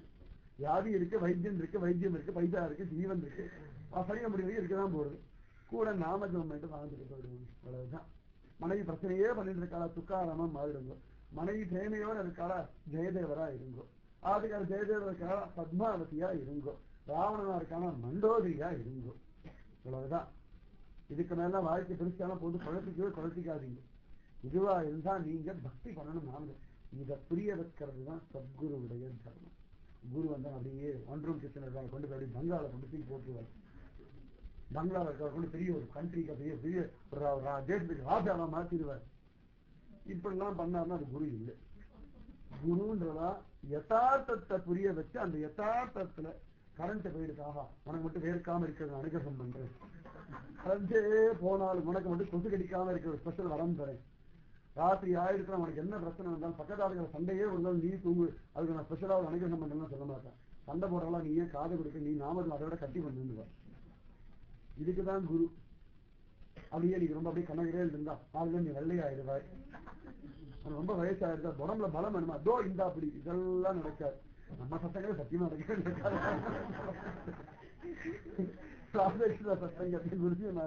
சத்தியமா அதெல்லாம் நடக்காது. யதார்த்தம் யதார்த்தம். சமயத்தை யாராவது சொல்லுவாங்க, புரிஞ்சு மேடம் அம்மா உடம்பே முடியும் அப்படியா, சரி வைத்தியனே பரு மருந்து சாப்பிடு சொல்லுவோம். அம்மா அதிகமா சொல்ல மாட்டேன், உடம்பு முடியல வைத்தியனை பரு மருந்து சாப்பிடு, உடம்பு சரியாகணும் பிரார்த்தனை பண்ணு. அப்படி முகத்தை பாவம் வச்சுருந்தா நடக்காது. அப்படிலாம் வந்து வியாதி சரியா போகாதுன்னு வந்தோம். அவ்வளவுதான். வாழ்க்கை யதார்த்தம். அதிசயங்கள் ஆச்சரியங்களை நினைக்காதீங்க. அதை நினைச்சுட்டு இருந்தாலும் என்ன கவனிச்சு பாருங்க. ஒரு சிங்கமோ ஒரு நாயோ ஒரு புறாவோ இதெல்லாம் எதுவும் எந்த விதமான அதிசயத்துக்கோ ஆச்சரியத்துக்கோ அதிருஷ்டத்துக்கோ மயங்கிறதே கிடையாது. அது எங்கேயும் ஜாதகம் தூக்கிட்டு போகிறது கிடையாது, நியூமராலஜி பார்க்கறது கிடையாது, குரு பயிற்சி பார்க்கறது கிடையாது, இன்றைய ராசி பலன் என்னன்னு கேட்கறது கிடையாது. ஆறில் உள்ள மனுஷன் தான் திரும்ப திரும்ப அதிருஷ்டம் அதிருஷ்டம் அதிருஷ்டம் ஓடிட்டு இருக்கும். அதிருஷ்டம்னா நீங்க பண்ண புண்ணியம் ஏதாவது ஒன்றுதான் நல்லது வந்து சேரும். அதிருஷ்டம்னா அவனை 1 லட்சம் ரூபாய் பரிசடிக்கிறது இல்லை, அவங்க 1 லட்சம் ரூபாய் தொந்தர தண்டமழையால தண்டம் வைக்காம இருந்தா அதே அதிர்ஷ்டம் தான். எங்கேயோ கீழே விழுந்து எல்லாருக்கும் முட்டி உடஞ்சா முட்டி உடம்பு சராய் போட போச்சா அதுவே அதிர்ஷ்டம். ஞாபகம் வச்சுக்கோங்க. இப்படியே மனசாலே விடாதீங்க. அப்படியே ஒரே நாள் அப்படி பயங்கரமா நடக்கும் எல்லாம் இல்லை. நீங்க பாட்டுக்கு பக்தி பண்ணிட்டு இருந்தோ தெய்வம் முகந்து போய் உங்களுக்கு என்ன சமயத்துல எதை பண்ணா நீங்க சந்தோஷத்தை அனுபவித்தாலோ அது பண்ணும். அதுக்குதான் பக்தி. அதை சொல்லி கொடுக்கறதுக்கு தான் சத்குரு. அதுக்குதான் சத்குரு அவசியம். அதுக்கு மேலதான் சத்குரு. வேற ஒரு காரியம் பண்ண வேண்டிய அவசியமே கிடையாது. வாழ்க்கை யதார்த்தம். சும்மா சும்மா அதிருஷ்டம் பெரிய ஆச்சரியங்கள் அப்படின்னு நினைக்காதீங்க. எதுக்கு அவ்வளவுதான் சுவாமி ராமானுஜர் அப்படிதான் இருந்தார், நீ இப்படி இருக்கியா, சரி அதுல எப்படி உன்னுடைய வாழ்க்கையை நீ வாழ முடியும், இதை சொல்லிக் கொடுக்க ரொம்ப பெரிய விஷயம். இருக்கிற இடத்துக்குள்ள வாழ பழகிறதுன்னு சொல்லுங்க. இருக்கிற இடத்துக்குள்ள நீங்க நடக்கணும்னு ஆசைப்படுறேன், உங்க சைஸ் செருப்பை போட்டு நடக்க முடியும், பெரிய செருப்பு போட்டா நடக்க முடியாது, சின்ன செருப்பு போட்டா நடக்க முடியாது. உங்க கால் சைஸ் என்னவோ அதற்குரிய செருப்பை போட்டு நீங்க எங்க வேணா நடக்கலாம். அது நல்ல பெரிய பெரிய பெரிய முள்ளு இருக்கு, நான் என்ன விட ஒரு 3 சைஸ் பெருசா செருப்பு போடணும்னா கடிக்கு வருது. அதனால உங்க சைஸ் என்னவோ அதுல ஒரு செருப்பை போண்டு அதுல தொந்தரவு இல்லாம நடக்கிறது தான் புத்திசாலித்தனுடைய ஒழிய இதை விட பெரிய செருப்பா போட்டுருக்கேன் அவாள மாதிரி சின்ன செருப்பா போட்டுருக்கேன்னா செருவிட்டு வராது. சுவாமி ராமானுஜர் அவாவா சைஸுக்கு தகுந்த மாதிரி இதை போட்டு நட, இதை போட்டு நடந்தா அவங்க வாழ்க்கையும் வாழ முடியும், பகவானையும் அனுபவிக்கணும். வாழ்க்கைன்றது பகவான் அனுபவிக்கணும், பகவான் அனுபவிக்கணும். அது கூடவே சாப்பிடணும், வேர்த்தா குளிக்கணும், பசித்தா சாப்பிடணும், தூக்கம் வந்தா தூங்கணும், வியாதி வந்தா மருந்து சாப்பிடணும், மனுஷாவோட பழகணும், லாபம் நஷ்டம் மானம் அவமானம் சுக்கம் துக்கம் சீக்கம் உஷ்டம் குளிரதான் மஃப்ளரை போட்டு அலைங்க வேர்க்கெல்லாம் அவுத்து போட்டு காத்து வாங்க இவ்வளவுதான். இதுக்கு மேல ஒண்ணுமே கிடையாது. இவ்வளவுதான் இவ்வளவுதான். இதுக்கு மேல பெருசாலாம் ஒண்ணுமே இல்லை. வாழ்க்கை ரொம்ப சுகம், ரொம்ப சுகம். ரொம்ப வேர்க்கிறதா ஏசி போட்டு உட்காந்துக்கோங்க. ரொம்ப குளிரதா ஃபேன் ஆஃப் பண்ணிட்டு தலையில காதுல பஞ்சு வச்சு மஃப்ளர் எல்லாம் போட்டு உட்காந்து இவ்வளவுதான்.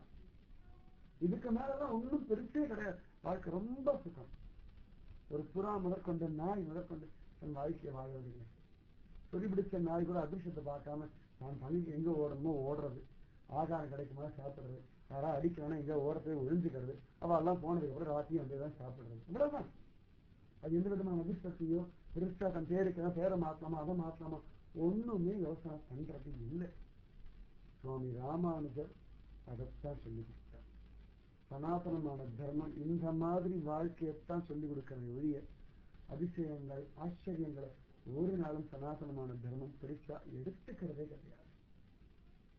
அவசியமே கிடையாது. என்ன ஞாபகம் வச்சுக்கோ. சுவாமி ராமானுஜர் அந்த மாதிரிதான் அவாவா ஸ்திதியில அவளுக்கு அந்த ஸ்ரத்தையின் எல்லையை கொடுக்கிறார். எல்கேஜி குழந்தைய 7 Z வரைக்கும் சொன்னா போதும்னு அது போதும். அதுக்கு மேல அதுக்கு தெரிஞ்சாலும் கூட ஒண்ணும் பெரிய பிரயோஜனம் ஒண்ணும் கிடையாது. தெரியலன்னா நஷ்டமும் இல்லை. இது A to Z தாண்டி நிறைய தெரிஞ்சிருக்கிறதுனால ஆஹா உடனே பெருசா நிறைய கொடுக்கணும் ஒண்ணும் கிடையாது. அதுக்கு A to Z தான் தெரியறது. அதுக்கு மேல ஒண்ணுமே நஷ்டம் இல்லை. அதுல 90 மார்க் வாங்கி எடுத்தா 90 மார்க் அவ்வளவுதான். குழந்தை ஃபர்ஸ்ட் ரேங்க் வாங்குறோம் அப்படியா உனக்கு A to Z வர வேறதான் தெரியுமா யாரும் கேட்க மாட்டான். அதோடைய பாடத்துல அது ஒழுங்கா படிச்சு 90 மார்க் வாங்கி எடுத்தனா அது போதும். அதுக்கு மேல விசேஷமா யாரையும் எதிர்பார்க்கறதே கிடையவே கிடையாது. சுவாமி ராமானுஜர் அப்படித்தான். ரொம்ப ஆச்சரியமான ஒரு சதாசிரியர். எதுக்கு இவ்வளவு தூரம் வியாக்கியானம் கொடுக்கிறேன்னா மகாத்மாக்கள்லாம் எப்படி ஒரு பக்திய சாதாரண ஜனங்கள்ல இருந்து எல்லாருக்கும் கொடுத்தாண்டதுக்காக சொல்றேன். அவாவா சைட்டுக்கு செலுத்த மாதிரி நிறைய படித்தவனா சரி இவனுக்கு இந்த மாதிரி விஷயங்களை சொன்னா இது வழியா அவன் பக்தி அனுபவிப்பான். இவனுக்கு பெருசா ஒன்றும் தெரியாதான் ஆனா அவனுக்கு இந்த மாதிரி சொல்லி கொடுத்தா அவன் பக்தி அனுபவிப்பான். அவ்வளவுதான். எப்படி அனுபவிப்பாளோ அந்த மாதிரி கொடுக்கிற குழந்தைக்கு பால் என்ன ஆத்தி கொடுப்போம், பெரிய பால் என்ன சூடா கொடுப்போம், சர்க்கரை வியாதிகால சர்க்கரை இல்லாம கொடுப்போம். அதே பால் தான். ஒரு 10 லிட்டர் பாலுக்கு ஆட்சி வச்சுக்கணும். எல்லாரும் கேட்டா அவளை பக்கத்துக்கு வந்த மாதிரி சர்க்கரை ஜாஸ்தியோ குறைச்சதோ சர்க்கரை வேண்டுமோ வேண்டாமோ சின்ன குழந்தை ஃபீடிங் பாட்டில் எடுத்து கொடுப்போம், பெரிய வாழைக்கு டம்ளர்ல கொடுப்போம், சின்ன குழந்தை ஸ்டார்டம்ல கொடுப்போம், பெரிய வாழை இன்னும் பெரிய டம்ளர் கொடுப்போம். அவ்வளவுதான். அதே பால் தான். அந்த மாதிரிதான் வாழ்க்கையை அவாவா ஸ்திதியில நின்று சொல்லி கொடுக்கிறதான் சத்குருவுடைய பலம். அவாவாளுடைய ஸ்திதி என்னன்னா அவாவாளுடைய ஸ்திதியில சில பேர் தப்பா ஒரு அபிப்பிராயம் பண்ணிடுவான். தான் ரொம்ப மேல இருக்கு நினைச்சுப்பான், இது ரொம்ப கீழே இருக்கு நினைச்சுப்பா. தன்னுடைய உண்மையான ஸ்திதியே தெரியாம இருப்பான். அந்த ஸ்திதியை புரிய வச்சு அதுல ஒரு பக்தி. குருவன் காட்டுக்கு போனோம்னு கிளம்பிட்டான். ஆனா காட்டுக்கு போய் என்ன பண்ணா தெய்வத்தை சரியா பார்க்க முடியும் அவனுக்கு தெரியுது.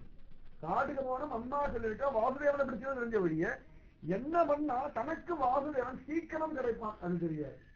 அவர் சொன்னா ஓம் நமோ பகவதே வாசுதேவாய சொல்லு பகவத் ரூபத்தை தியானம் பண்ணு. சரி. அதுக்கப்புறம் தியானம் பண்ணா 5 மாசத்துல பார்த்தான். ஒருவேளை 4 பேரையும் அவன் பார்க்கல அப்படின்னா எத்தனை கோடி வருஷம் நின்றுப்பான்னு தெரியாது. நிஜமாக பகவான் கிடைச்சிருப்பான்னு கேரண்டியா தெரியாது. அதனால அவனுடைய ஸ்திதிக்கு தகுந்த அவர் 5 வயசு பிள்ளையா ஓம் நமோ பகவதே வாசுதேவாய சொல்லு உள்ளுக்குள்ள பகவான தியானம் பண்ணு. அதுக்கப்புறமா நீ 3 நாளைக்கு ஒரு தடவை சாப்பிடணும். அதெல்லாம் அவர் சொல்லவே இல்லை. ஏன்னா இந்த நாமத்தை உள்ள இறங்க தானாவே அவனுடைய சரீரம் மனசு இந்திரியங்கள் அந்த பக்குவத்துக்கு வந்துரும்னு தெரியும். நம்மளா இருந்தா யாருக்கா ஒரு இன்ஸ்ட்ரக்ஷன் கொடுக்கணும் அப்படின்னா யாராவது ஆத்துல குழந்தைகள் இருக்கா அப்படின்னா சமயத்துல பார்க்கலாம். ஏதாவது குழந்தை ஒன்னும் ஆத்து காரியமே பண்றது இல்லை, எழுப்பினாதான் எழுந்துட்டே இருக்கும் அப்படின்னா அப்பா அம்மா எங்க வெளில போனா ஒரே டென்ஷன். அலாரம் வச்சுன்று அப்புறம் வெளில இருந்து போன் பண்ணுவா, தண்ணி வந்துருத்தா பாரு, கேஸ் ஆஃப் பண்ணியா பாரு. இப்படியே பின்னாடியே செய்து இருந்தோம்னா அவன் உட்படவே மாட்டான். அப்படியே சுயம் அனுபவத்தை பார்த்துருக்கேன். குருஜினோட சொந்தக்கார பையன் ஒருத்தன் வந்துருந்தான். அவன் எப்பயுமே அவனை எழுப்பி விட்டா தான் போவான். அவனுக்கு எனக்கு எதுவும் இன்டர்வியூ எதுவும் இருந்தது. அங்கே இருந்து குருஜிமார் சொந்தக்கார ஃபோன் பண்ணியிருந்தான். அவனை எழுப்பி விட்டு அம்மா சொன்ன அவன் வாழ்க்கை வேணா எடுத்து நான் எழுப்ப மாட்டேன் தூங்கிட்டான். நம்ம எழுப்பவே இல்லை. அதுக்கப்புறம் அவன் வாழ்க்கையில எந்த இடத்துலயுமே அந்த மாதிரி தன்னை மறந்து தூங்கினதே அந்த ஒரு நிர்ணயம் உண்டு. அந்த ஒரு நாள் பாடத்துல அப்படியே மாறுது. பின்னாடியே போய்க்கோ அந்த எழுந்துரு அப்படி கடைகள்லாம் கொடுத்துருந்தாலும் அப்படியே கேண்டிருப்பா. அவ்வளவுதான். எந்த இடத்துல அதுக்கப்புறம் அவளுக்கு அந்த புத்தியே வரல. அப்படியே பிரத்யட்சத்தை பார்த்துருக்கேன். கொண்டு போயிருக்க அத்தனை பேருமே அதுக்கப்புறம் அழகு எடுத்து நீ எழுந்து நேரம் ஆயிடுச்சு எழுப்பலாமா கேட்டா உன் வாழ்க்கை நான் எழுக்கணும். நீ ஏதோ 2 வயசு குழந்தை தெரியாம தூங்க நேரம் தெரியாது காலம் தெரியாது நியாயம் இல்ல. எனக்கு அது தூங்கும் போது தெரியாதுன்னா ஏன் ஏதாவது சினிமா போனா எழுந்து போயணும், ஃப்ரெண்டை பார்க்கணும்னா எழுந்து போயணும், ட்ரெயினை பிடிக்கணும்னா எழுந்து போயணும். எத்தனையோ விஷயங்கள் இல்ல எனக்கு அம்மா தான் சொல்லி எத்தனையோ விஷயம் அம்மா அப்பா தெரியாம பண்றது எப்படியே கேட்பேன். அம்மா ரோட்ல அழகா ஒரு பெண்ணை பார்த்தா ஆஹா நல்லா இருக்கு அம்மா இருக்கு அம்மா இந்த பொண்ணு அழகா இருக்கா நான் பாக்குறவன் கேட்டு வந்து பார்க்க போறேன் ஒண்ணும் கிடையாது போடா அப்படின்னு அப்படியே சொல்லுவேன். சத்தியம் யதார்த்தம். அதுக்கப்புறம் அதுக்கு எந்த இடத்துலயுமே அது ஒரு நிர்ணயம் தான் தூங்கினதே கிடையாது. இந்த நிர்ணயம் குரு அந்த மாதிரிதான் எங்க அடிச்சா அவர்கள் அதுக்கப்புறம் திரும்ப அந்த பிரச்சனையே வராம வாழ்க்கையில போவாரோ அது போல அந்த ஸ்திதிய அவாவாளுடைய பலம் இருக்க முடியும். ஆனா தப்பான வழியில இருக்கு, தப்பான இடத்துல இருக்கு, தப்பான சமயத்துல இருக்கு. அந்த மாதிரி புரிய வைக்கிறார் சுவாமி ராமானுஜர். அப்படி ஒரு சிரேஷ்டமான சதாச்சாரம் நல்ல வேதாந்தம் தெரிஞ்சவா அவர் கூட இருந்தார். ஸ்திரீகள் அவருடைய சத்சங்கத்தில் இருந்தார். ஒண்ணுமே தெரியாதவர்கள் இருந்தார், அங்கஹீனமுடையவர்கள் இருந்தார்கள், பணக்காரர்கள் இருந்தார்கள், ஏழைகள் இருந்தார்கள், பிராமணா அப்ராமணர்கள் எல்லாரும் இருந்தார். மனசுல கொஞ்சம் பொறாம இருக்கிறவர்கள், அதிகம் பொறாம இருக்கிறவர்கள், பயம் இருக்கிறவர்கள், துவேஷம் இருக்கிறவர்கள், சடங்கு சம்பிரதாயத்தை பிராதான்யமா வச்சுக்கிறவர்கள், ஆச்சாரம் அனுஷ்டானமே இல்லாதவர்கள், பக்தியே பிராதான்யம் உடையவர்கள், கர்மயோகம் பெருசு, ஞான யோகம் பெருசு, பக்தி யோகம் பெருசு, பிரபத்தி பெருசு, தன் இஷ்டப்படி நினைக்க இத்தனை பேரும் சேர்த்து வச்சிருந்தார். ஒரு காய்கறி கடையில போனா எல்லா விதமான காயும் கிடைக்கிறதா, கொத்தமல்லியிலேருந்து தக்காளியிலேருந்து பிரிஞ்சு காலிஃபிளவர்லேருந்து கோஸ்லேருந்து கிழங்குல ஒரு காய்க்கு ஒரு காய் சம்பளம் இருக்காது. சமயத்துல ஒரே காயே கூட வெரைட்டி சொல்றோம், இது நல்ல காய்க்கு 15 ரூபாய் 20 ரூபாய் 30 ரூபாய். அந்த மாதிரி ஒரு சத்சங்கம் ஒரு குருவுடைய இடம்னு போயாச்சுன்னா எல்லாரும் இருப்பா, எல்லாரும் இருப்பா. அதுலயும் பார்க்க சமயத்துல சொத்தையும் இருக்கும். இந்த சொத்தை எடுக்கலாமோ அப்படின்னு அந்த சொத்தையில ஓரத்தை ஒரு பிரயோஜனம் வச்ச அந்த சொத்தையை எடுத்து கூட அதை பிரயோஜனப்படுத்திக்கலாம்னு வச்சிருக்கா. அந்த ஒரு பிரயோஜனத்தை கொண்டு பகவானத்தை நிவேதனம் பண்ணலாம், சப்தம் சொல்லிட முடியுமோ? அதனால ஒரு குருவிடத்துல போயாது ஒரு சப்தங்கம் அப்படின்னா எல்லாரும் சேர்ந்து இருப்பா. அங்க குரு அவாவாளுக்கு என்ன உண்டோ அதை கொடுக்கிறார், அவாவாளுக்கு என்ன சிஜை கொடுக்கிறார். அந்த மாதிரிதான் சுவாமி ராமானுஜர் எல்லாரும் அவருடைய ஆசிரமத்துல இருந்தார். ஒவ்வொருத்தரும் ஒவ்வொரு விதமான அபிப்பிராயம். சுவாமி ராமானுஜர் ஸ்ரீரங்கத்துல வாழ்ந்த காலம் ரொம்ப ஆச்சரியமான காலம். நிஜமாவே அப்ப ஸ்ரீரங்கம் அவ்வளவு ஜோரா ரங்கநாதனை அப்படி கண்ணுக்குள்ள வச்சிருந்தார். சரியா சொல்லணும்னா எப்படி அம்மா அப்பா எல்லாம் கை குழந்தை கண்ணுக்குள்ள வச்சுக்கோ அந்த மாதிரி ரங்கநாதனை கண்ணுக்குள்ள வச்சு வச்சு வச்சு வச்சு வச்சு பாதுகாக்கின்றார் சுவாமி ராமானுஜர். ரங்கநாதனுடைய ஆபரணங்கள் முதற்கொண்டு வஸ்திரங்கள் முதற்கொண்டு அவருக்கு கொடுக்கிற மாலையிலிருந்து அவருக்கு ஆகாரம் கூட ரங்கநாதனுக்கு ஆகார நியமம் வச்சுக்கிறார் சுவாமி ராமானுஜர். இன்னைக்கு கொடி 5 செடி 5 இப்படிலாம் உண்டு. இந்த நாள்லாம் கொடியிலேருந்து காய்ச்ச காய்கறிகள்லாம் ரங்கநாதனுக்கு அம்சம் பண்ணுவார், அந்த தளிகை பண்ணுவார். அதுக்கப்புறம் சிலர்லாம் செடியிலேருந்து வெண்டைக்கால செடி தானே அவரைக்காலாம் கொடி அந்த மாதிரி எடுத்துப்பார். சில நாள்லாம் கிழங்கு உண்டு, அது குளிர் காலம் உண்டு, வெயில் காலம், மழை காலம், வசந்த காலம் விசேஷம். அதுக்கு ஏற்ற மாதிரி பகவானுக்கு மெனு. இன்னைக்கு ஸ்ரீரங்கத்தை பெருசா ஒரு தளிகை உண்டு, பெரிய அவசரம்னே பேரு. ஸ்ரீரங்கத்துல சுவாமிக்கு நிவேதனத்துக்கு பேரு பெரிய அவசரம்னு சொல்லுவாங்க. அங்க எல்லாமே பெருசு, கோவில் பெருசு, பெருமாள் பெருசு, ஆழ்வார் பெருசு, எல்லாரும் பெருசு. அதெல்லாம் பார்த்தோம்னா சுவாமி ராமானுஜருடையதான முறைகள் தான். கொம்பஞ்சு கொடி அஞ்சுங்க, கொம்பஞ்சு செடியெல்லாம் கொம்புன்னு சொல்லுவாங்க, கொம்பஞ்சு அந்த மாதிரி காய்கறிகள் இந்த மாதிரி பண்ணணும். எல்லாம் பார்த்து பார்த்து பார்த்து பார்த்து பார்த்து ஜோரா பண்ணிட்டு இருக்கா. அதாவது அந்தந்த கைங்கரியம் பண்றவாளுக்கும் அப்பதான் ஓ நம்ம நிஜமாவே பகவானுக்கு கைங்கரியம் பண்ற ஒரு பாக்கியம் வரைக்கும் ஏதோ வயிற்று பருப்பா பண்ணிட்டு இருந்தா. இன்னைக்கு பல இடங்கள்ல பார்க்கலாம், ஏதோ உதர போஷணமாக பல இடங்கள்ல கோவில்ல கைங்கரியம் நடக்கிறது, பூமாலை கட்டி கொடுப்பா, நிறைய உண்டு. எல்லாரும் விதவிதமான கைங்கரியம், எல்லாருக்கும் எத்தனையோ விதமான பழப்பு. அது நமக்கு கோவில்ல ஒரு பழப்பு, நம்மளதான். அதுக்கு மேல பெருசா ஒரு அபிப்பிராயம் இல்லை. சுவாமி ராமானுஜர் அவாவாளுக்கு அப்பா உனக்கு பரமபாகியம், நீ போடுற புஷ்பம் எல்லாம் பகவான் அனுபவிக்கிறான். எத்தனையோ பேர் பகவானுடைய அழக பார்த்து அனுபவிக்கிறான்னா புஷ்பத்தெல்லாம் தொடுத்து போடுற பாக்கியம் உனக்கடா பயல.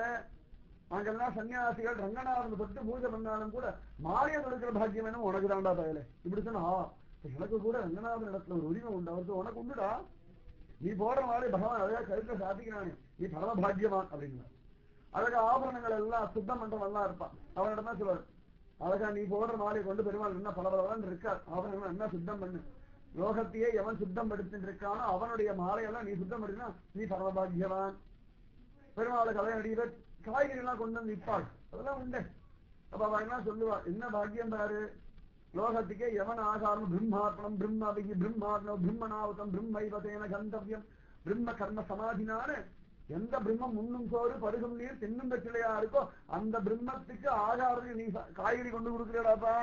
சதுர்வேதம் படிச்ச பிராமணன் கூட எந்த பாக்கியம் இல்லை, உனக்குதான் அந்த பாக்கியம், அவளுக்கு தான் எந்த பாக்கியம்.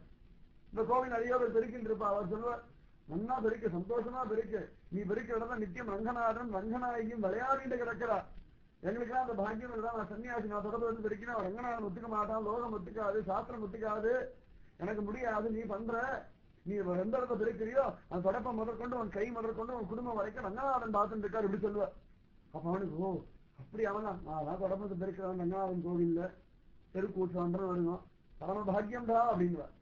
எத்தனையோ உண்டு. கோவில் நிர்வாகம்னா அது விசேஷம்னா கேட்கணும். ரங்கநாதன் அலங்காரத்துக்கு சந்தனத்துல இருந்து சந்தன கட்டையில இருந்து ரங்கநாதன் நிவேதனம் பண்றான்னா அதுக்கெல்லாம் விறகு எடுத்து அந்த விறகு வெட்டி போடுறவன், அந்த விறகு கொடுக்கிறவன், பெரிய காரியம். நிஜமாக ஒரு ராஜாங்கம். ஒரு கோவில் நிர்வாகம்ன்றது ஒரு ராஜாங்கம்.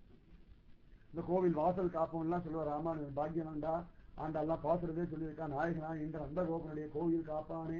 நாங்கெல்லாம் ராத்திரி ஆயிடுதான் தூங்கிடுறோம், நீ ராத்திரி முழுக்க முடிச்சுட்டு இருக்க, நன்னா முடிச்சுட்டு நாமஜம் பண்ணி முடிச்சுட்டு ஒரு நாள் ரங்கநாதனை பார்க்க அவர் எப்படியும் அழிஞ்சுட்டு இருப்பார், அவர் எப்படி ஒன்ன பார்த்துட்டு இருப்பார், நாங்கெல்லாம் மறந்தாலும் அவர் ஒன்ன மறக்க மாட்டார். ஒவ்வொன்னா நிஜமாவே அவளுக்கு என்ன ஸ்திதியில இருக்காளோ அந்த ஸ்திதியில அவ பண்ற கைங்கரியத்துல ஒரு ருச்சி. கோவில பட்டரவா இருப்பா சொல்ல பரமபாகியம். மற்றவெல்லாம் ஏதோ ஒரு இடத்துல போய் வேலை செய்யறா, நம்ம எல்லாம் கம்பெனிக்கு போவோம், அப்பப்ப பாஸ் கூப்பிடும், அந்த ஃபைல கொண்டா இந்த ஃபைல கொண்டா இதை கொண்டு போடா அதை கொண்டு பட்டருக்கு ஒரே வேலை வரவாளுக்கெல்லாம் கற்பூராது பகவானுக்கு ஆரத்தி காட்டியே வைத்து போகுது. ஆரத்தி பகவான் எப்படி நம்மளே ஒவ்வொரு ஆரத்தி காட்டி இழிக்கிறோம் சிரிக்கிறோம், பிடிக்கிறதோ இல்லையோ சரி சரி சரி தலையாட்டம். அறிஞரும் அசந்து பேசு திவ்ய தேசங்கள்லாம் போனோம்னா கற்பூராட்டி காட்டும். ஒவ்வொரு ஆடி சேவாதி நடிகர் புதுசு புதுசா வரும். ஒவ்வொருத்தரும் திரும்ப திரும்ப திரும்ப அந்த கோவிலை பத்தி பெருமாளை பத்தி அந்த பாசுரத்தை அசந்து போயிருக்கு நடிகை. வேற ஒண்ணும் பேசவே வேண்டாம். அந்த சுவாமியாரு பெருமாளுடைய பேரு 4 திவ்ய பிரபந்தம் கற்பூராரத்தி காட்டினா போதும், தீர்த்தம் கொடுத்தவங்க தலையில சடாரி ஒரே வேலை. 15 வயசுல கோவிலுக்கு போயிட்டோம்னா மூத்தடங்க வரைக்கும் அதே வேலைதான். ஏன்னா பாசனம் மாறாது, பெருமாள் மாற மாட்டார், சேவாசிகள் மாறி மாறி வந்தால் இது மாறாத பெரிய சுகமான விஷயம். அவனுக்கு எந்த பாட்டங்களும் அதான் தெரியும்.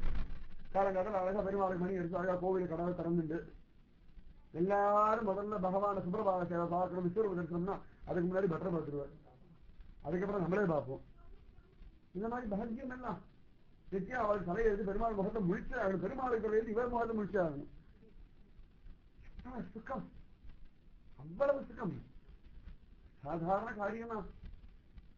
எத்தனை பேர் வேலை பண்ண வேண்டியிருக்கும். ஒரு கோவில் நந்தவனம் பராமரிக்க வேண்டியிருப்பான், அந்த கோவிலுக்கு எவ்வளவோ காரியம், வெள்ளை அடிக்க வேண்டியிருப்பான். அவன்லாம் சொல்லுவார் ராமானு என்ன வெள்ளைடுறாப்பா, மனசையும் சேர்த்து என்ன வெள்ளை அடிச்சுக்கோ, ரங்கநாதனுடைய கோவிலை வெள்ளை அடிக்கிற கோடிக்கு என்ன ஆனாலும் பகவான் காப்பாற்ற வேண்டாம் வேலை அப்படிங்கிறார். யானை பாங்கல்லாம் சொல்லுவாங்க என்ன வெளிச்சிருந்து திருமண் போடு இருபது யானை இதனால வைத்து நடக்க நினைக்காத, ரங்கநாதனே பவனி வர ஒரு யானை உன் கட்டுப்பாடுல இருக்குடா, ராஜாதிராஜன் ரங்கராஜன் அகிலாண்ட கோடி பிரம்மாண்ட நாயகன் தன்னுடைய யானையை பாதுகாக்கிற பொறுப்பு உன்கிட்ட கொடுத்துருக்காண்டா, எங்கெல்லாம் தரமாட்டேங்கிறான்டா, நாங்கெல்லாம் திருதண்டம் வச்சு அலையிறோம், நீ பகவானை சுமக்கும்படியான யானைக்கு அங்குசமா அலையிறடா, அதனால பரம பாக்கியம்டா. இந்த மாதிரி யானை வேலை உட்கார்ந்தா பெரியார் பல்லாண்டு பாடினாரான்னு இப்படி எல்லாம் சொல்றார். குவளையாப்பிடம் கவன் சொல்றார், கஜேந்திர மோசம் சொல்றார். அதுலயே அங்க கைங்கரியம் பண்றவாளுக்கெல்லாம் அவ்வளவு சந்தோஷமா. அப்ப நம்ம வாழ்க்கையிலும் ஒரு பிரயோஜனம் இருக்கு, அவளுக்கு ஒரு நிம்மதியம் வந்துருக்கு. பரவாயில்ல, நம்ம வயிற்று பழப்புக்காக ஒண்ணு பண்ணிட்டோம், அந்த பாவம் போகிறதுக்காக கோவிலுக்கு வந்து புண்ணியம் பண்ண வேண்டிய அவசியம் இல்லை. நமக்கு புண்ணியமே வயிற்று பழப்பாரு, பரம்பாக்கியம். புண்ணியமே வயிற்று பழப்பு. சந்திரமகால பார்க்கலாம், யமுனையில பார்க்கலாம், அவளுக்கெல்லாம் வயிற்று பழப்பு அந்த நதி தீரம் தான், வேற ஒண்ணுமே தெரியாது. பல சந்தர்ப்பம் அடியும் சொல்லிட்டே இருக்கு. கோவர்தகிரி பக்கத்துல ரிக்ஷா ஓட்டுறா, வயிற்று பழப்பே கிரி பிரதட்சணம் தான். நம்ம எல்லாம் வயிற்று பழப்பு கிரியோ பண்ணிட்டு பக்கத்துல ஒரு தடவை கிரி பிரதட்சணம் பண்ணிட்டு வரணும். ஆனா அவனுக்கு வயிற்று பழப்பே நித்தியம் கிரி பிரதட்சணம். என்ன குளிர் அடிக்கட்டும், என்ன வெயில் அடிக்கட்டும், என்ன மழை கட்டட்டும், எப்படியும் ஒரு நாளைக்கு ஒரு தடவையாவது கிரி பிரதட்சணம் பண்ணிடுவோம். 365 கிரி பிரதட்சணம் நித்தியம் வருஷம் முழுக்க பண்றாங்கன்னா என்ன வேணும்? சைத்தன்ய மகாபிரபு, சனாதன கோஸ்வாமி, ரூப கோஸ்வாமி இத்தனை மகாத்மாக பிரதட்சணம் பண்ண ஒரு கிரி பிரதட்சணம் நித்தியம் பண்ணியே ஆகணும். ஆத்துல சண்டை ஆடணும், கிரி பிரதட்சணம் பண்ணிடுவோம். ஆத்துல சண்டை வாதிச்சு வரணும், மரணம் சம்பவிச்சாலும் பாட்டுக்கு போயிடுவாங்க. அதே மாதிரிதான் கஷ்டமோ நஷ்டமோ சுகமோ துக்கமோ சீதமோ உஷ்ணமோ நித்தியம் கிரி பிரதட்சணம் பண்ணியே ஆக வேண்டிய ஒரு தலையெழுத்து இருக்கேன். அதெல்லாம் சுவாமி ராமானுஜர் இந்த கைங்கரியம் பண்றவாளுக்கெல்லாம் அழகா சொல்லி கொடுத்து ஒவ்வொருத்தரையா அப்படி பகவத் பக்தியில கொண்டு வர பகவானும் அதுல மயங்கரம். ஒவ்வொருத்தருக்கும் ஒவ்வொரு விதமான அனுகிரகம் இப்படி எல்லாருக்கும் பண்ணிட்டு வர. அதுல ஒரு வண்ணான் ரொம்ப சத்த அவனுக்கு ஆரம்பத்திலேருந்தே சத்த உண்டு. இப்ப ராமானுஜன் பகு சத்த. ஒவ்வொரு நாளும் அழகா வருவான். அது சுவாமி ராமானுஜர் துணி எல்லாம் பகவானுக்கு வஸ்திரம் எல்லாம் வெள்ளாவி எல்லாம் பண்ணி ஜோரா வாயின்லாம் பண்ணி ரங்கநாதராசு சும்மாவா வெள்ளாவி எல்லாம் போட்டு பாலா உடுத்திப்பார். ராஜாதி ராஜநாச்சல் எத்திராஜர் காலத்துல மதுனாவே தங்க தாம்பாளத்தை தாங்கினார் ரங்கராஜன். அத்தனை ஆச்சரியமா அழகா கொண்டு வந்து காமிப்பாங்க. எத்திராஜன் பார்ப்பார். சமயத்தை சொல்லுவா, பயலை இருக்கிறது ரொம்ப சுருங்கி இருக்கு, திரும்பி அயன் பண்ணி இருந்துவார். இந்த இடத்துல என்ன கரையேறி கிடக்க? அவன் சொல்லுவான், சமயத்துல முன்னாடியே கரை இருக்கு. இல்ல இந்த வஸ்திரத்துல கரை இல்லை, இதே மாதிரி இன்னொரு வஸ்திரம் இருக்கு, அதுல இந்த இடத்துல கரை அப்படின்னு பசந்து போவான். பார்த்து இப்படியே பல நாள் கழிஞ்சிருக்கு. அவ்வளவு சத்தையோட வயிற்று பழப்பாதான் பண்ணிட்டு இருக்கான். வயிற்று பழப்பா அவன் அந்த கைங்கரியத்தை பண்ணிட்டு இருக்கான். வயிற்று பழப்பே கைங்கரியமா வயிற்று பழப்பா போயிட்டு தெரியாதா இருக்கு. கைங்கரியமா வயிற்று பழப்பா இருந்ததா இல்லையா? வயிற்று பழப்பே கைங்கரியமா இருந்ததா இல்லையா? பகவானுக்கு மாலை கட்டி போட்டா அதுக்கு பகவான் ஆச்சரியமா ஆகாரம் எல்லாம் கொடுத்து அவர் காப்பாத்துங்கின்றானா இல்லையா? பகவான் பரமதயாளு. நமக்கு ஸ்ரத்த வேணும்,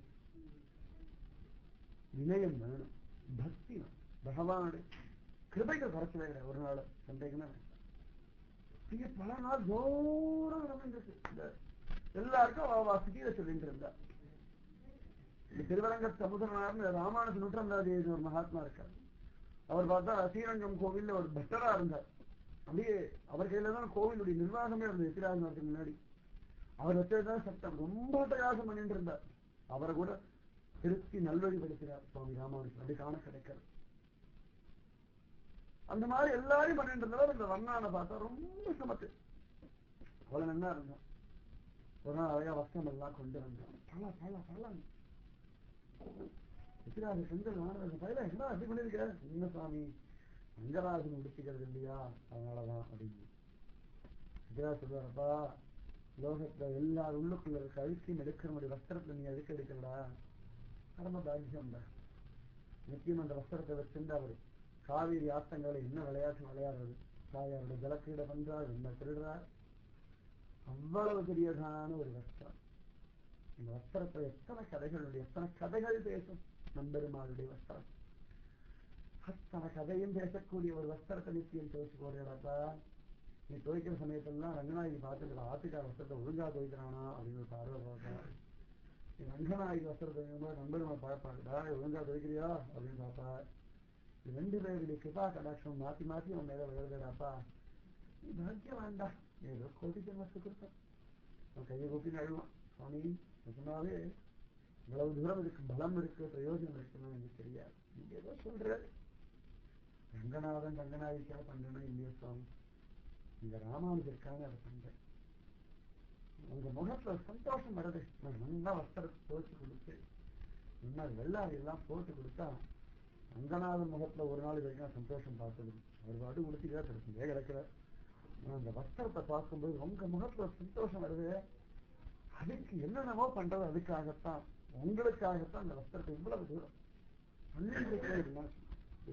சொல்லபடியே பல நாள் இருந்து ஒரு நாள் பகுஸ்வத்த அவன் அப்படி அந்த பக்தி நிலையில வஸ்திரத்தை கையில் இப்படி கொண்டு வரான். ரெண்டு பேரும் ஏந்திட்டு வரான். எத்திராஜர் பார்த்தார், பக்கத்துல வந்தார். எத்திராஜ் பக்கத்துல கொண்டு வந்த சுவாமி நீ வஸ்திரம் பாருங்க. உடனே அழகா அப்படி எடுத்து நீங்க எந்த வஸ்திரம் போடுறது, அப்புறம் வந்து இந்த வஸ்திரம் போட்டது ஒவ்வொன்றா கேட்டுக்கிறார். அது நன்னா தெரியாது விஷயம். ராமானுஜர் எல்லாம் பார்த்தா ரொம்ப அப்படி பார்த்தா கண்கள் கண்ணீர் என்னடா என்னமோ தெரியல இன்னைக்கு தெரியல அவ்வளவுதான் அழுக வருது. உடனே எத்தனை சிரித்தார், எழுந்தார், கையை பிடிச்சினார், வா அழிச்சுட்டு போயிட்டார். எழுந்த வஸ்திரத்தோட அவன் அழிச்சுட்டு போயிட்டார். நேர ரங்கநாதன் சந்திக்கா அவர் மடத்துலதான் எல்லாம் உட்காந்து எல்லாம் பார்த்தார். அதுக்கப்புறம் இப்படி வரும். ரங்கநாதன் சந்நிதிக்கு வந்தார். ரங்கநாதன் நிக்க வச்சார், கையை நேடின்னு இருக்கான். கையை கூப்பிட்டு அகில ஜெகத்சுவாமின்னு ரங்கநாதன் லோக சார்வபௌம அப்படின்னு கையை கூப்பிட்டு பிரபோ. இந்த ரங்கநாதன் அழகா கரியவாகி குடை பறந்து மிளந்து செவ்வரி ஓடி நீண்ட பெரியவாய கண்கள் பறந்தான். என்ன ராமானுஜா பிரபோ இவன் வந்தான். நித்தியம் தேவரி அழகா மடிப்புகளையான ஜோர வஸ்திரம் முடிச்சுகளை இவன் தான். தேவருக்கு பிடிச்சிருக்கா? நல்லா இருக்கு. திருப்தி தானே? பரம திருப்தி. அப்பா அவளுக்கு ஹிதமா இருக்கு. அவன் மனசு தெரியாது. வஸ்திரம் துவைக்கிறது அவன் மனசு தெரியும். அவனோட ஸ்பர்தம் தெரியாது, அவன் நம்பிக்கை தெரியாது, அவனுடைய பக்தி தெரியாது. அப்படியா? ஆமா. அப்ப தேவரி ஒரு கிருப பண்ணணும். சிரிச்ச ரங்கராஜன் என்ன தைல்காரி போல மோட்சமோ? வெற்றிகாரன் சிரிச்சா. அது ரொம்ப சின்னதான் கேட்டது, அதோட பெருசு. என்ன வேணும்? அவன் பார்த்துட்டு இருக்கான். மன்னான் கண்ண திறந்து அவன் கடை காட்சி கிடைச்சது. திவ்யம் தான் கே சக்ஷுன்னு ரங்கநாதன் ராமானுஜரும் பேசுற பாத்துட்டான். வசந்த போயிட்டான். இத்தனை பெரிய கையை பிடிச்சி அழிச்சு வந்துட்டான். அவனுக்கு அதுதான் நீ சொல்லிட்டு போச்சு. ரங்கநாதன் பேசுறது பெருசா இல்ல. ரங்கநாதன் இடத்துல இவ்வளவு தூரம் கேள்வி கேட்டு அவன் தலையாசும்படியா ஒருத்தர் இருக்காரு. அவன் என் கையை பிடிச்சி அழிச்சு வந்துட்டாரு. இதுவே அகோபாக்கியம். அவன் சந்தோஷம் அவனுக்கு. என்ன பண்ணணும்? பிரபோ இவ குலத்துக்கு ஒரு சாபம் இருக்கு. ரங்கராஜன் புருவத்தை சிரிக்கிறான். இவா குலத்துக்கு சாபமோ? ஆமா ஆமாம் பிரபு. என்னடா சாபம் சொல்லு. கிருஷ்ணவதார காலத்துல ஒரு வண்ணான் இடத்துல நீங்க வஸ்திரம் கேட்டு அவன் தரல. அவன் தலையை கிள்ளி போட்டு நீங்க வஸ்திரத்தை உடுத்திண்டு அன்னியிலிருந்து உங்க ஹிருதயத்துல வண்ணான் குலத்து மேல ஒரு கோபம் இருக்கு. உண்டுதானே? நான் சொல்றது சரிதானே அப்படின்னார். பகவான் உடனே கண்ணு. ஆமா ஆமா நான் கேட்டாடே மாட்டுக்கார பயிர உனக்கு என்னடா ராஜவஸ்திரம்னு கிண்டல் பண்ண தலையை கிள்ளி போட. உடனே ராமானுஜ பார்க்கல. இப்ப கூட உங்களுக்கு அந்த கோபம் போகல. இன்னும் கூட அந்த கோபம் இருக்கு, கண்ணுல தெரியாது. ஆமா ஆமா அந்நியிலே இந்த குலத்துக்கு பெருசா ஒண்ணும் கிடைக்கல. இவன் ஒருத்தன் சமத்தா இருக்கான்னு இவனுக்காக அந்த குலத்து மேல இந்த கோபத்தை விடப்படாதோ? உடனே பகவான் பார்த்தான். ராமானுஜா என்ன சொல்றாய்? அதோ ஒருத்தனுக்காக அந்த குலத்து மேல துவாபரிகத்திலேன்னு ஒரு கோபம் இருக்கு. எங்க துவாபரியம், எங்க கலியுகம்? இத்தனை கோபத்தையும் தேவர் விடப்படாதா? பகவான் சிரிச்சான். இவனுக்காக விடணும் இல்லையோ, நீ கேட்டதுக்காக விட்டேன். இந்த குலத்து மேல எனக்கு இருந்த ஒரு கோபம், ஒரு சாபம், அவன் மேல இருந்த சாபத்தை மறந்தேன். கண்ணுல இருந்து கண்ணீர். அவளுக்கு கூட அது தெரியல. ஏதோ கதையாரோ சொல்லுவா, கேட்டிருக்கான், யாரோ சொல்லுவானா அந்த சாபம் அந்த கோபம் சுவாமிக்கு இன்னும் இத்தனை வருஷம் இத்தனை யுகம் மாறின பிறகும் இருக்கா? அவனுக்கு அது தெரியலையா? யதிராஜனுக்கு அது தெரிஞ்சு அத பகவான் இடத்துல பிரார்த்திச்சு உடனே பகவானும் சரி மறந்தோம் மன்னித்தோம், இவனுடைய வம்சம் முன்னாடி பின்னாடி எல்லாருக்கும் மோட்சம் தந்தோம்னு தன் திருவாயுடைய சத்தியம் பண்ணி கொடுத்துட்டான். அதன் பிறகுதான் யதிராஜனுக்கு ஒரு சக்தியா என்ன மனோபலம் பார்ப்போம். இவன் வம்சத்துக்கு முன்னாடி எத்தனை பேர் இருந்தா அவ என்ன பண்ணா? புராணத்தை நம்ம எல்லாம் கதையா வாசிக்கணும். சத்தியமா வருவாச்சா இந்த பகவானுக்கு அவன் மேல இருந்த கோபம் இன்னி வரைக்கும் சமயத்தை சொல்லுவோம். அந்த குடும்பம் உருப்படாத குடும்பம், அவன் வம்சமா அது அப்படிதான் இருக்கும் அப்படின்னு. பாம்பு குட்டி பாம்பு மாதிரிதான் இருக்கும் அப்படின்னு சொல்லுவோம். தாயை போல பிள்ளை நூரை போல சேலைதான் சொல்லுவோம். அப்படிதான் இருக்கும். அந்த கோபம் பகவானுக்கு இருக்கு. இவருக்கு தெரிஞ்சு இவனை கொண்டு இவரை வேற ஒன்றும் பண்ணவே வைக்கல. இந்த வெள்ளாவி போட்டு பகவானுக்கு பண்ணக்கூடிய வசங்களை ஒழுங்கா பண்ண வச்சு அதை கொண்டு ஒரு வம்சத்துடையதான துர்கதியையே மாற்றினார்னா இதுதான் சத்குரு பண்டம்.